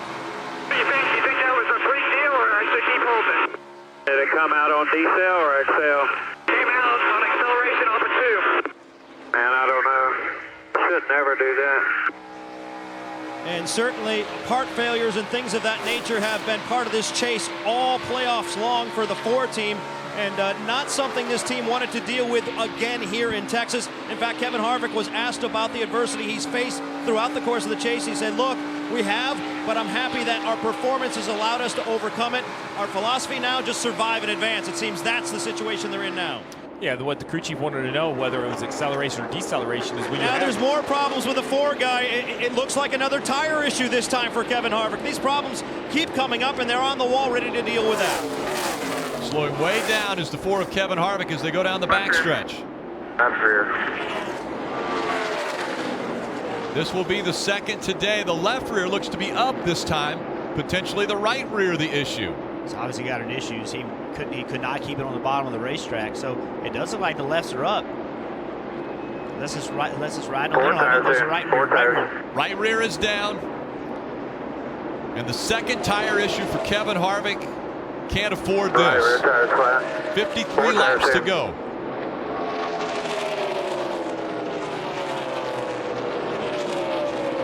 Mike. Rodney Childers counting Kevin Harvick into his pit stall. The team immediately jumping into action. They were hoping they wouldn't have to deal with this again. They had pretty good tire wear since that issue on lap 35, but obviously this will haunt them. 4 tire change here for Kevin Harvick. The only way this works out for Kevin Harvick is we go green the rest of this race. Because having to come, everyone will still have to come to pit road for fuel. Kevin Harvick has just come earlier than anybody else. Yeah, with only 32 laps on his tires, I don't think that's early enough to draw everybody to pit road. If he could have been 6 or 8 laps farther, I think he would have been close enough to the pit window that the leaders would have had to follow. But I think he's still far enough away. I don't think anyone's going to join him on pit road. Can he make it 53 laps? That's the great question. That will be the other question we'll have to keep our eye on. We go NASCAR nonstop.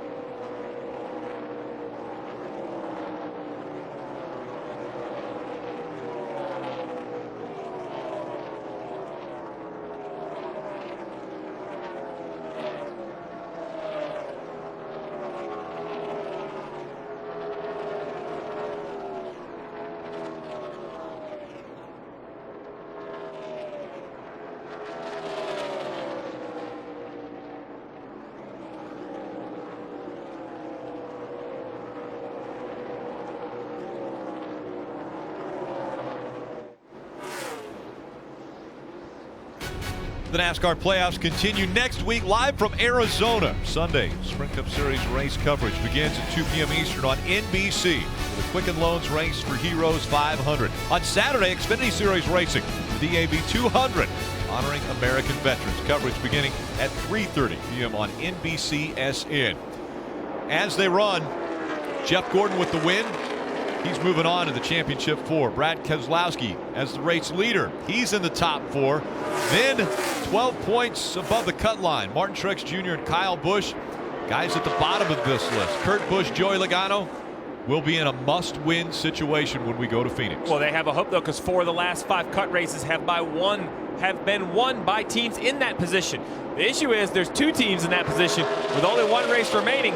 Kurt Busch has to look at today, running 10th currently, has to find a way to get closer to the front, perhaps battle Brad Keselowski. Brad Keselowski has been dominant, though. 275 laps led now. Yeah, Kevin Harvick, we saw on pit road a little while ago. You talked about it. The only way this can work out for him if it goes green from now on. The question is, will his tires last as many laps as they need them to? And how hard do you run right now? He needs to be pushing the issue. In case the caution comes out, he needs to get all the way up to Casey Kane, who's a long way in front of him, to be the first car lap down to get his lap back on the free pass. But if you push a car that hard, you're going to eat the tires up. So this is a difficult dilemma for Kevin Harvick to be in. And potentially fuel. We haven't seen anyone go 53 laps yet where they've had to go that far before they got fuel. Mike? Just an update, Rick, on the tire situation. The first tire situation that the 4 team dealt with back on lap 35, it appeared they ran over a piece of metal on the racetrack. Here again, there's evidence that perhaps there's a puncture in this tire, so that's what the team's telling me about this particular issue. Bad luck for the 4 team today. Good luck, though, for Austin Dillon. Austin Dillon in the 3, running in 8th spot. Even though he's 23 seconds behind race leader Brad Keselowski, there are only 11 cars currently on the lead lap. That's the pace that Brad Keselowski is setting. Well, he has to set that pace because Martin Truex Jr. is only about 3 seconds behind Brad Keselowski. So even as fast as this 2 car is, he hasn't gapped himself too much back to the second place car. And 41 laps left. I think now you're going to start seeing people start to think about pitting. Split this last run up into, make it where you have a 38, 37, maybe 39 lap run to the end. So I think we're really close to seeing people starting to pit. There's so much speed when you put tires on that if someone pits and you don't, they're going to eat you up. There's probably a second a lap on tires. So if the leader or the second place car or third place car, they start pitting, it's going to draw everybody on the pit road. Race leader Brad Keselowski was on pit road at lap 252. Martin Truex Jr. on lap 251. I won't expect Brad Keselowski to be the first to pit. He has no reason to. With a 4-second lead, he can just wait to see some cars pit and then come to pit road. But if you're farther back in the middle of the pack, perhaps a Jimmy Johnson in 4th. He's out of the chase. He has no risk. He's racing for trophies. Maybe Chad Knaus and Jimmy Johnson will hit pit road early. The issue is 12 seconds behind the leader. I'm not sure you can make up that time even if you did short pit. You have to definitely have the 2 of Brad Keselowski slow the pace down even more than what he's running now, and he's still running impressive times, just over 31 seconds. But as you mentioned it, a few drivers are making their way onto pit road, including Carl Edwards. Dave. Lost a couple of positions on this run, Rick. The explanation from the driver was he had lost the front of the car in the center of the corner. You see the wrench going through the rear window on the left-hand side. That's a wedge adjustment along with his 4 fresh Goodyear tires and Sunoco fuel to get to the end.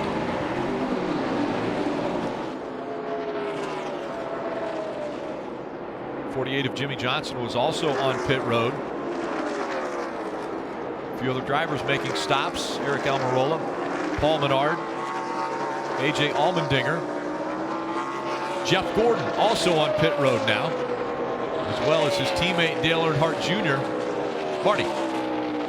Dale Earnhardt Jr. coming to pit road. He has a little bit of damage on that right side door where he made some contact with Danica Patrick earlier. He said he felt like that was hurting him this run. The car's a little bit free, but he said don't tighten me up at all. We're pretty good, Kelly. 24 of Jeff Gordon, he has not been very happy with his car. He said I'm all over the place. It cannot be any worse than it is right now. They made an air pressure adjustment to help him out, Mike. The problems for Kurt Busch have been rather consistent throughout the day, Kelly. Very loose off, 4-tire change and air pressure. The leader, Brad Keselowski, his only comment was, I've been a little bit freer this run, so they're making a small adjustment, 4 tires of fuel for the 2. Kyle Busch running third. Kelly in a longer stop on the left front for those guys. They made a wedge adjustment. He said he was tight in the center and overall just not balanced. He came in third. We'll see where he cycles out after that stop. And interesting also to see how Kevin Harvick will cycle back up into the top 5 potentially, and even possibly into the lead. After all of these green flag pit stops have cycled through, even the tire issue for Kevin Harvick has now put him in a position where he's leading at Texas. Yeah, unfortunately for Kevin Harvick, though, he's not going to be leading for long because he has 18 laps on his tires versus Brad Keselowski's fresh tires. I would expect the 2 to quickly run down the 4 car. He's only about 3 seconds ahead of him now. It's a 2-second gap now. Speeding penalty for the 11 of Denny Hamlin. Denny Hamlin no longer in the chase. Dave, what's happening with the 78? Just a solid pit stop for them. They came down pit road on lap 297 when a lot of the leaders were pitting on pit road. 4 fresh tires, no big adjustments. They got a very loose race car, much more better balanced that last run. Kevin Harvick trying to hold off the 2 of Brad Keselowski. The fresher tires are definitely going to win out. Brad Keselowski going to the bottom, and Brad Keselowski takes the lead back away from Kevin Harvick. I think Kevin Harvick's in full tire management mode right now. He wants to win this race, but he's going to go further on tires. He's gone all day long. We've seen him have tire issues. He's better off not racing for the lead. Take care of your tires. He will have to go 53 laps. You won't miss anything as we go NASCAR nonstop.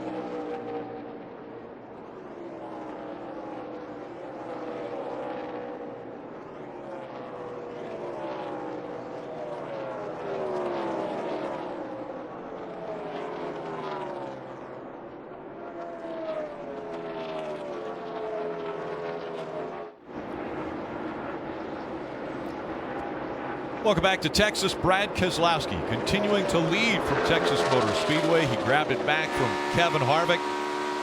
We look at the laps led, presented by Sprint. Brad Keselowski, 289 laps and counting. That is a track record.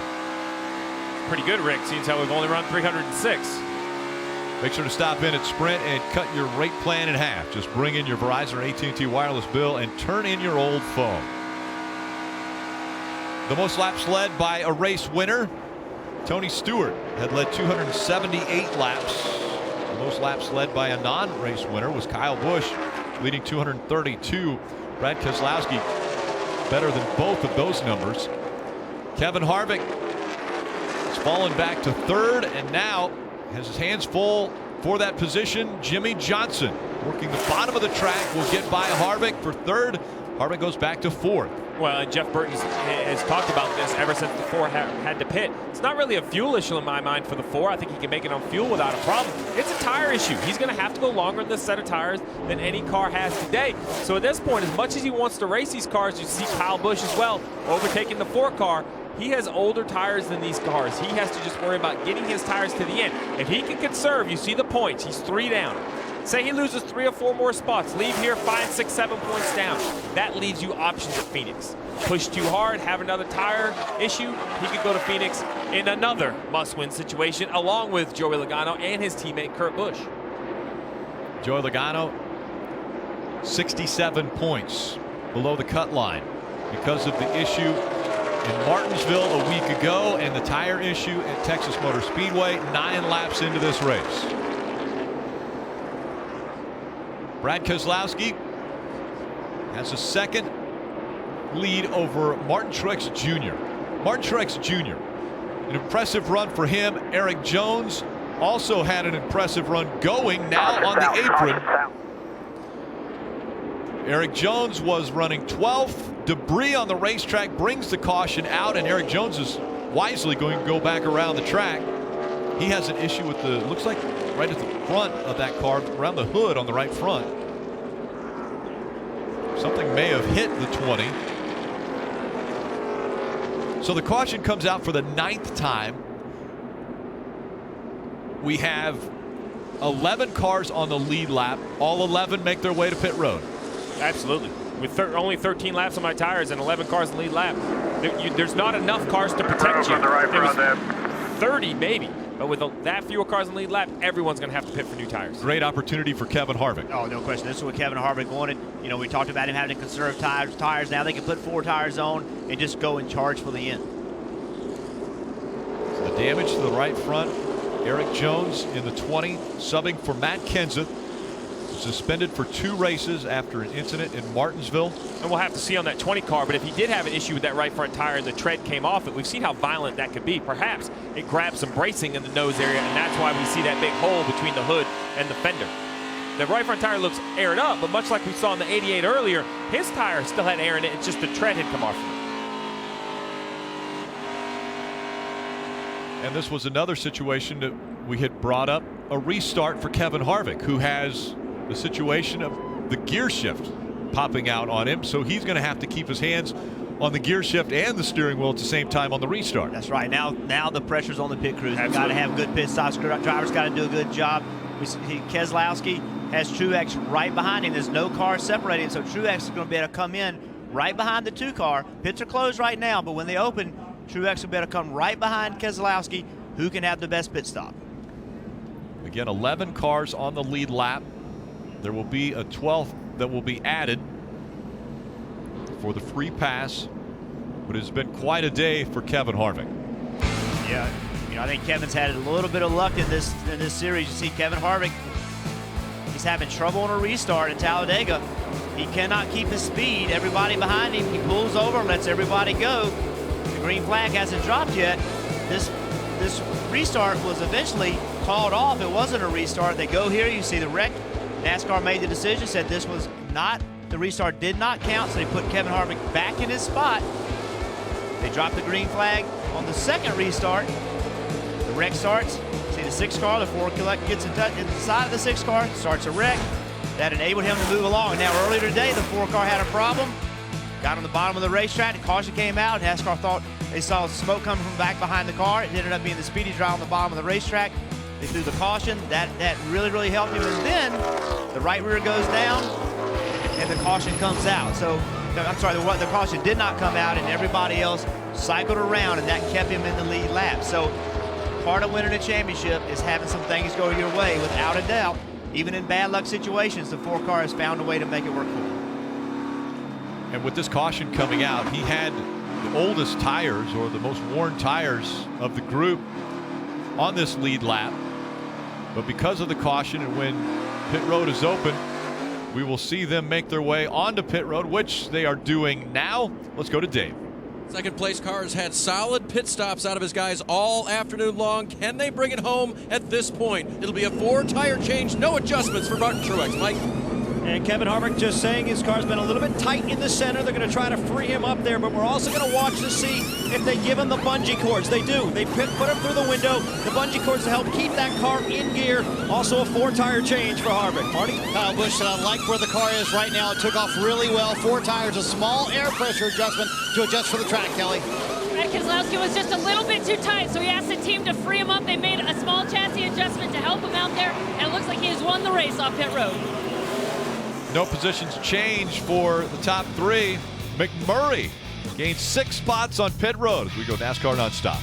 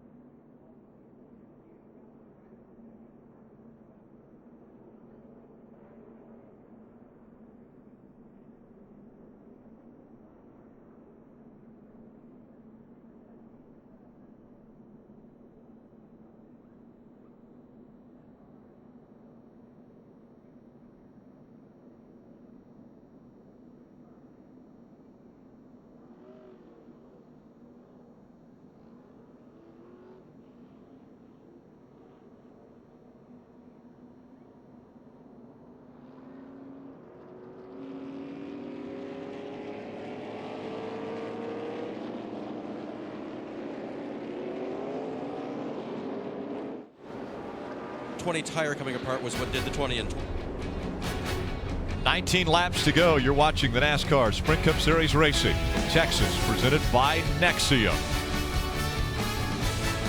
Coming up after the race coverage on NBC, the post-race show will be live from Texas Motor Speedway on NBCSN with Krista, Kyle, and DJ. And following the post-race show, it's NASCAR Victory Lap. 2 hours of coverage, summing up what we have seen already this weekend. That's Carolyn Mano, Brian Vickers, and Parker Kligerman back in the NBC Sports Studios. The 4-car of Kevin Harvick. We've mentioned that he has an issue with the shifter popping out of gear, so when he came to pit road, they gave him that bungee cord. Yeah, we've seen in the past, bungee cords are put in the car already. Typically, they would be in the car in a position where the driver could reach up and just hook it to the shifter. In this case, he's going to have to find a place to hook it next to him, and then after he gets it in 4th gear, get it hooked to the shifter. That after is a key point. Remember, he still has to get through this restart, perhaps hold the car in 4th gear and drive one-handed 2 wide or 3 wide through turns 1 and 2. Get strung out, then probably work on hooking the shifter. With only 19 to go, it comes down to how much time he wants to mess with it. 20 took the free pass. 7 wave arounds on the lead lap. 27 of those as they get into the restart zone. 18 laps to go. Green flag back in the air.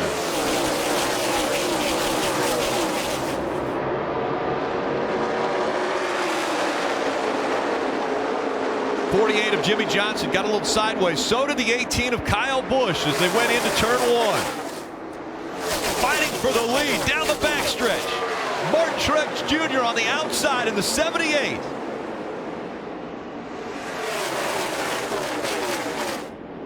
They stay side by side. Coming back in front of the grandstands. Martin Truex Jr. has the lead. Little bumping as they go into turn number 1.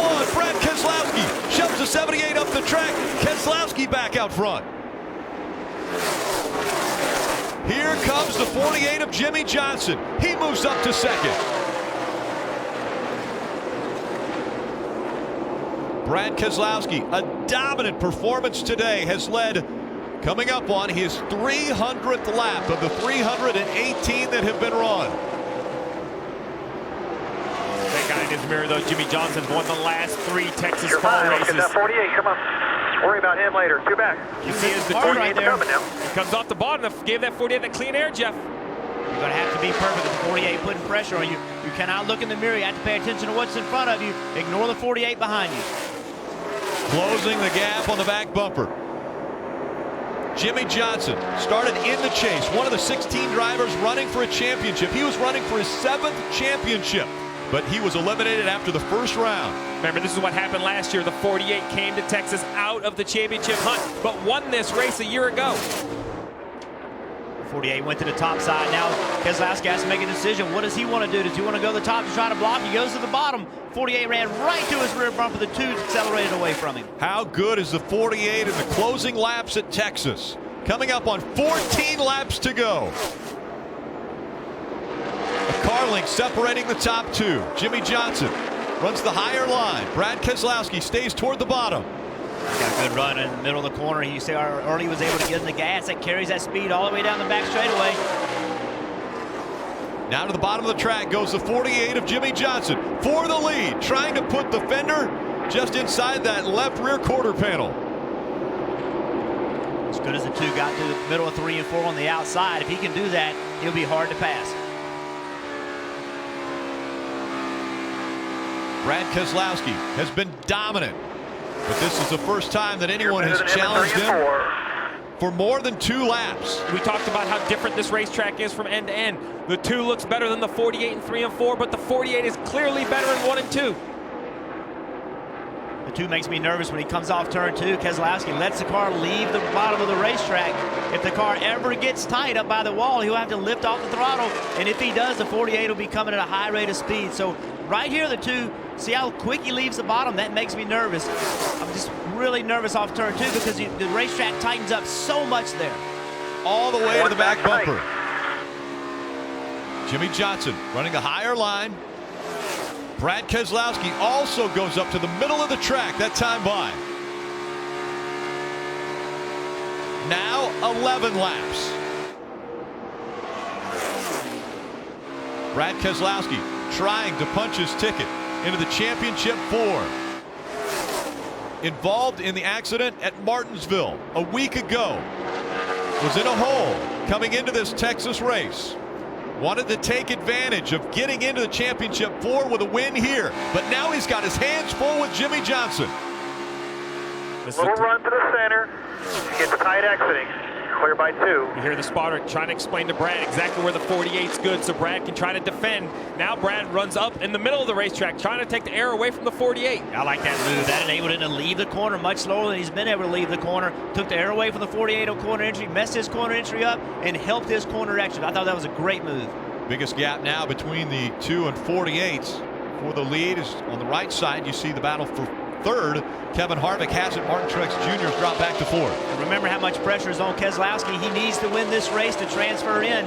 Terrible race last week at Martinsville. Got in a wreck late. He has to feel like he has to win. He's not going to be able to get in by points. And he has a 6-time champion trying to take the win away from him. And a 5-time winner at this racetrack. And Jimmy Johnson.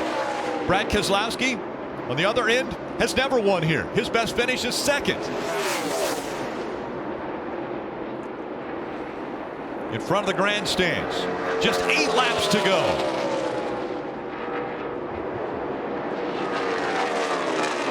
Can this keep up for 12 more miles?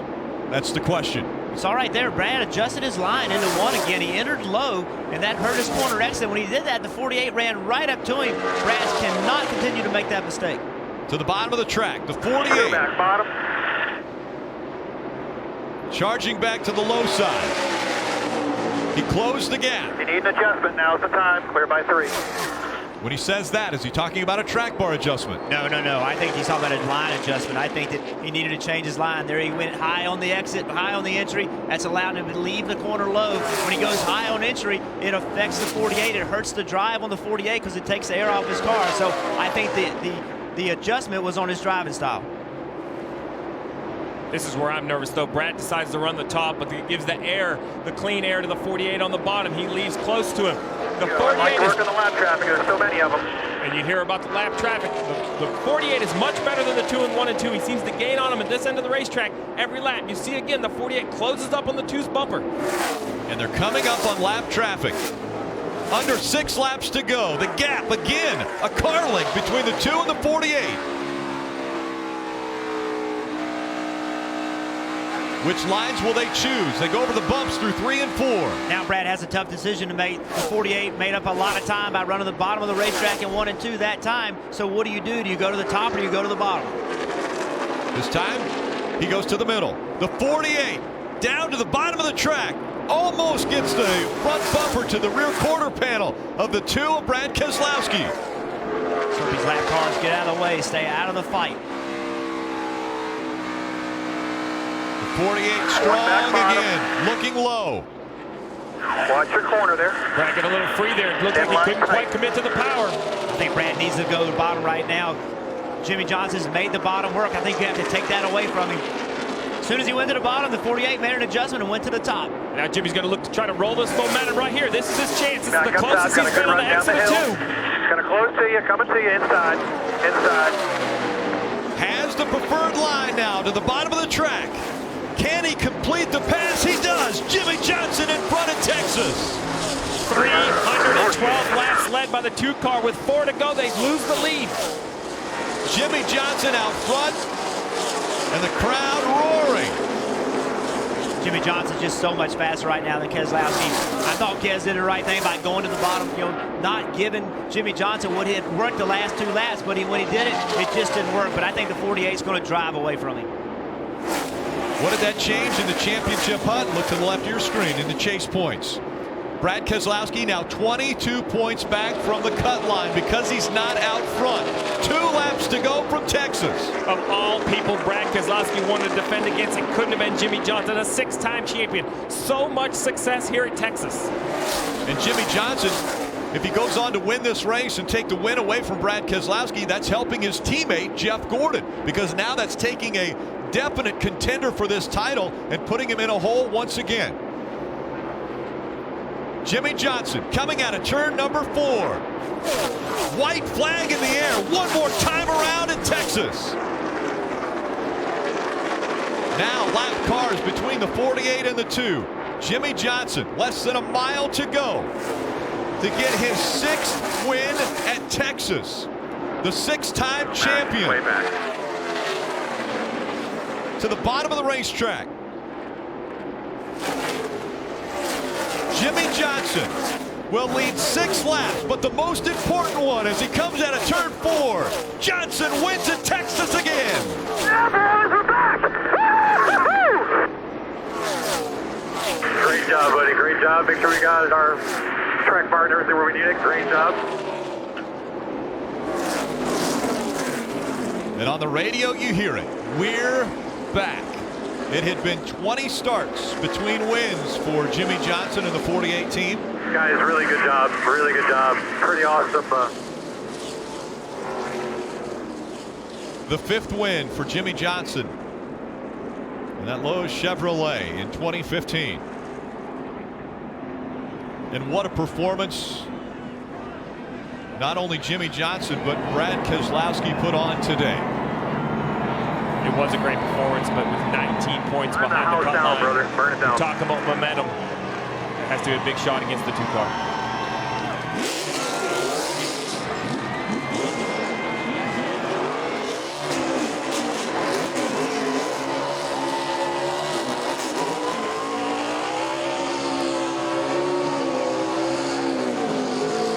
So familiar with this side in Texas. Jimmy Johnson, for the 6th time, will make his way to victory lane, and we'll be there when we come back.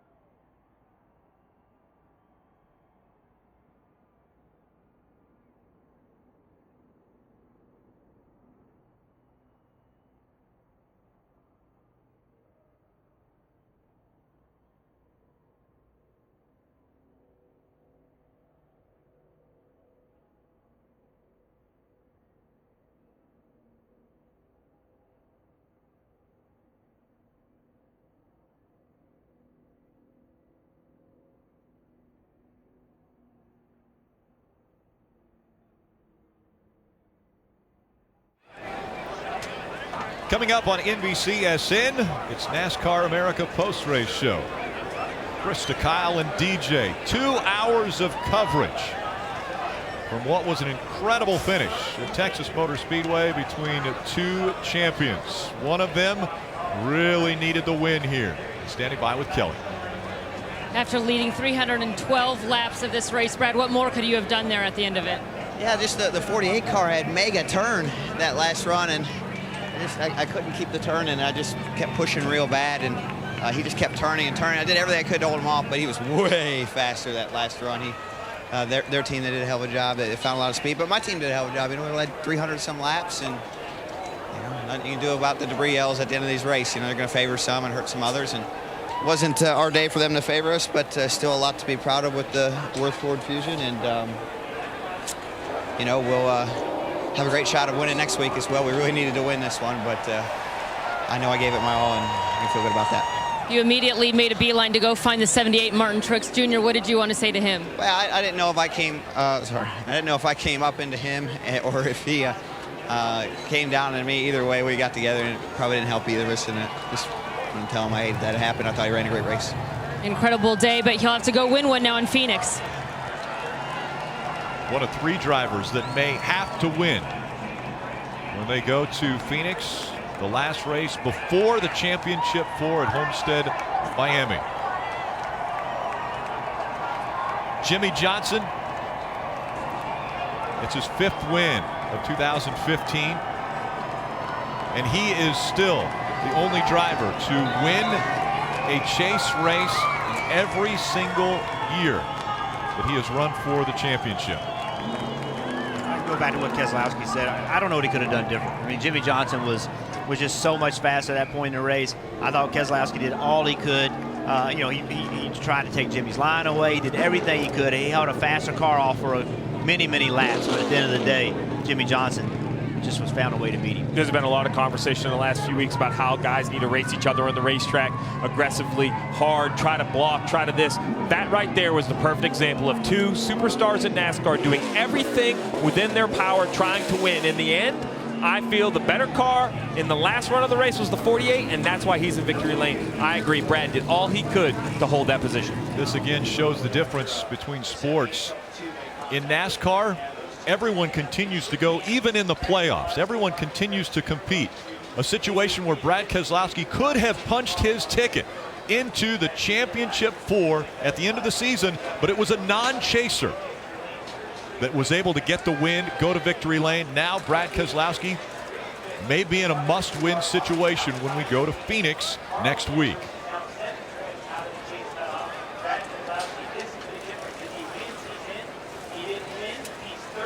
The celebration about to take place at victory lane again. We will have all the other interviews aside from victory lane on NBCSN in our post-race coverage. Let's go now to Dave Burns. Jimmy Johnson has rolled into victory lane.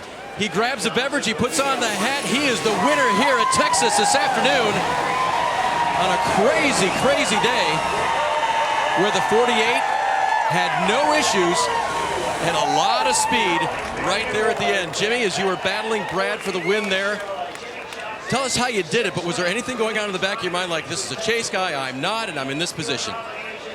Maybe when the restart happened, I thought about those guys, but man, you get so caught up in the moment and racing with guys, and I just like to race guys clean anyway, and I kept working on him, and I could see that he was tight, his car wasn't ideal, and then he moved up and had the high lane covered, and he got real loose off of 2, and I had a big run off the top, and I went for a big slide job down in 3 and 4, kind of like the Eldora stuff that I learned, and I got the win. So just so excited and so happy for Lowe's, Cobalt, Chevrolet, Valvoline, Gatorade, the fans. Want to thank Sprint for sponsoring our sport. Thank everybody back at Hendrick Motorsports for digging so deep and fighting hard. Nice to get this 48 back in victory lane. I was going to say, welcome back to victory lane. 20 races since he'd won before, and he takes home the sweep at Texas. All smiles once again for Jimmy Johnson. I'm sure he's talking to Mr. H now as he's in victory lane. Tune in to NBCSN for complete post-race coverage, including interviews and full results from here at Texas Motor Speedway. Followed by NASCAR Victory Lap. 2 hours of coverage on NBCSN. This copyrighted telecast may not be reproduced, retransmitted, or used in any form without the authorized written consent of NASCAR Broadcasting. NASCAR would like to thank all of our loyal fans for your continued support, and we hope you enjoyed today's broadcast.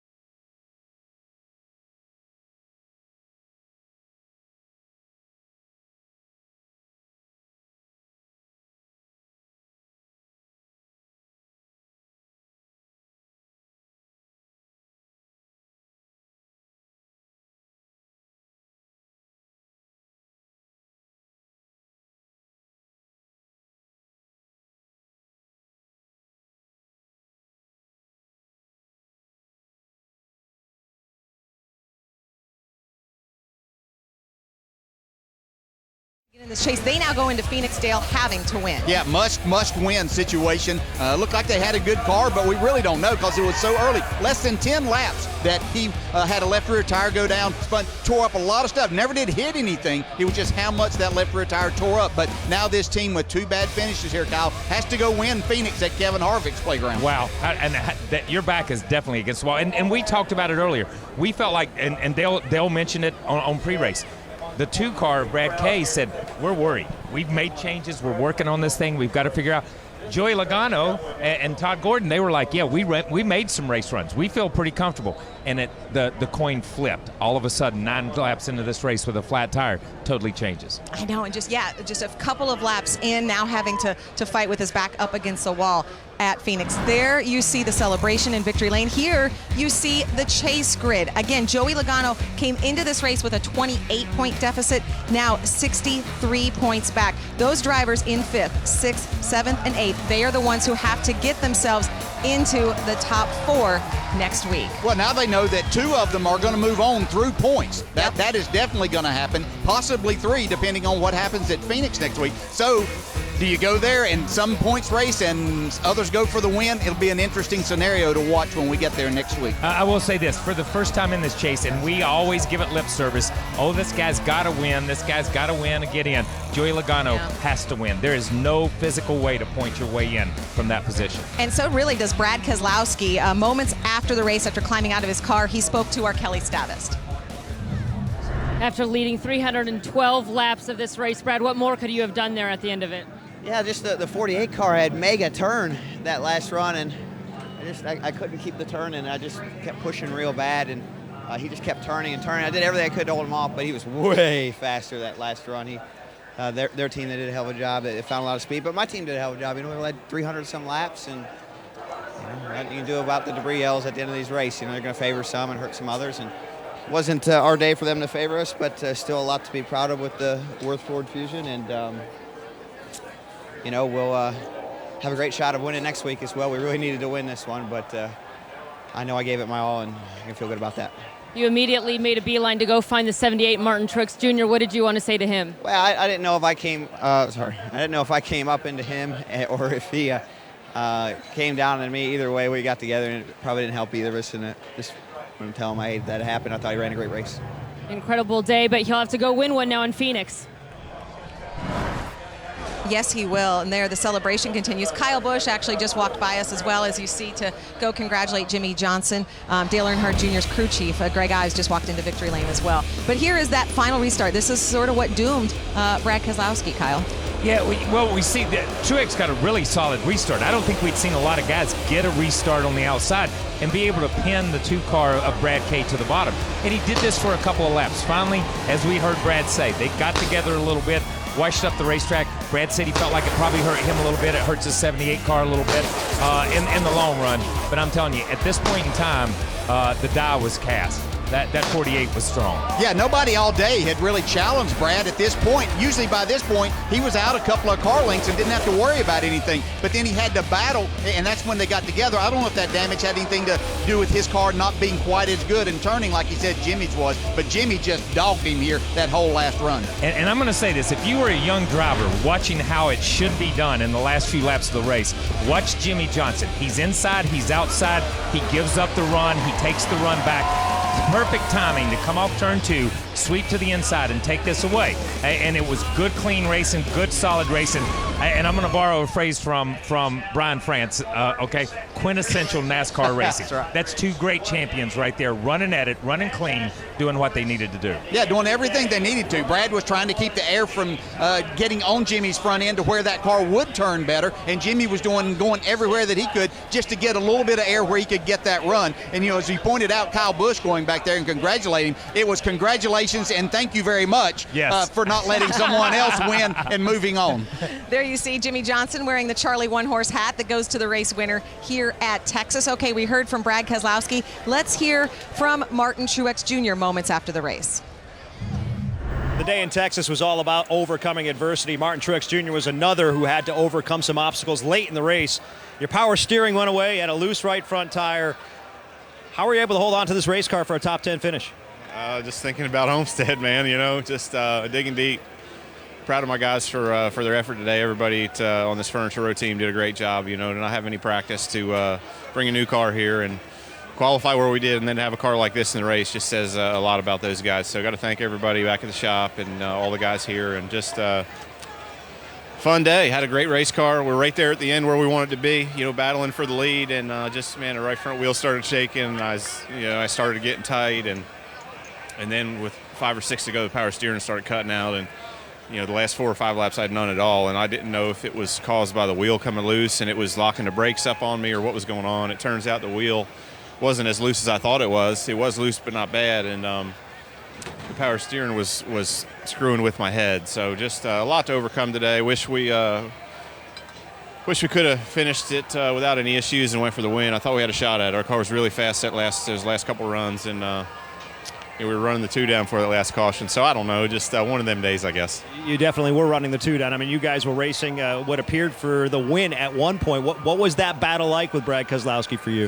It was fun, man. A good, hard race, and it was, we ran a whole lap side by side after that restart, and then my right front started shaking, and I got tight, and I couldn't hang with him anymore. So I wish I could have got a real opportunity to race for it. It would have been a whole lot of fun. But all in all, we dodged a bullet, and we'll go on to Phoenix. And he heads to Phoenix with a 7-point advantage right now over the guys below the cutoff. Yeah, Martin Truex Jr. currently holds that 4th position. 4 drivers will race for the championship in Homestead in 2 weeks. When we finish with our post-race coverage here in Texas, we'll be throwing things to Stamford, Connecticut for NASCAR Victory Lap. Carolyn Mano, Parker Kligerman, Brian Vickers are in the studio. They will continue to break things down. You will hear from more drivers on that. Yeah, but I want to go back to what Martin Truex said. You think these drivers don't feel the pressure and don't put it all on the line lap after lap? He thinks he's got a right front coming loose. He thinks the power steering's going out. Things are happening inside that car. Does he ever check up and say, oh my goodness, I'm just going to ride around here and I'm going to be safe? No, he's still going for the win. And that's what this chase is all about. That's what Cup racing is all about. And Martin Truex, tip of the hat to him. He stayed up on the wheel. He did what he needed to do to put himself, and you heard him say, to get to Homestead, to get to the next race. That's what it's all about right now. Yeah, and we're talking about, as we've talked about it, Kyle, all week, how fast this racetrack is. Yes. And to just know that you have to suck it up at that point in time and do whatever you've got to do to get to the end, to give yourself a chance next week at Phoenix, and he has that chance. It's going to be a tough weekend, and it's going to be a tough race next Sunday to try to hold that 4th spot like that. Obviously, he'd like to win the race, but he's going to have a battle there in trying to stay there and hope nothing goes wrong. And if they just do their job, he'll probably be racing for that championship. He guaranteed us. Yeah, that's right. He called his shot. He said he needed to get through Talladega and Martinsville to feel good. And 1.1 position could be all the difference. Jimmy Johnson wins in Texas. When we come back to Victory Lane, we're going to hear from more drivers. How about Kevin Harvick? That's coming up.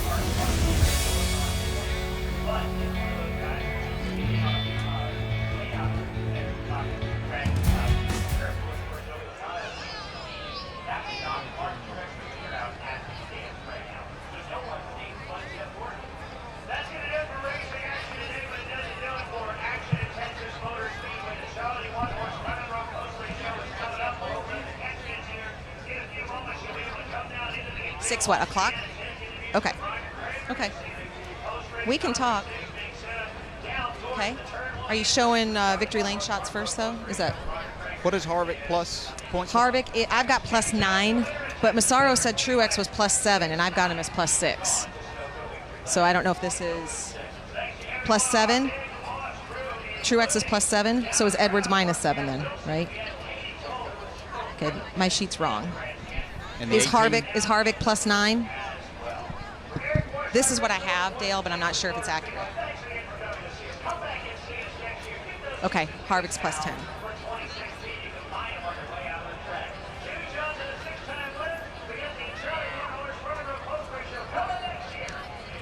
Okay.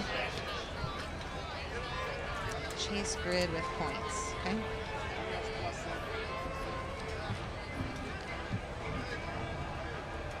Yep. Okay. Yep. To Harvick. You got it. Okay. And it's guns off the top. Okay.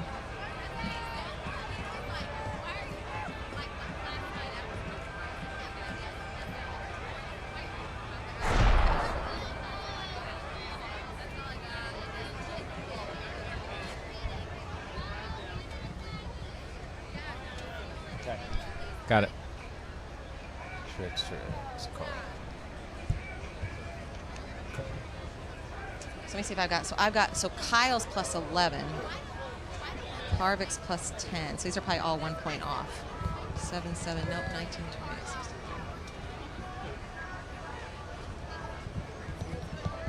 Okay.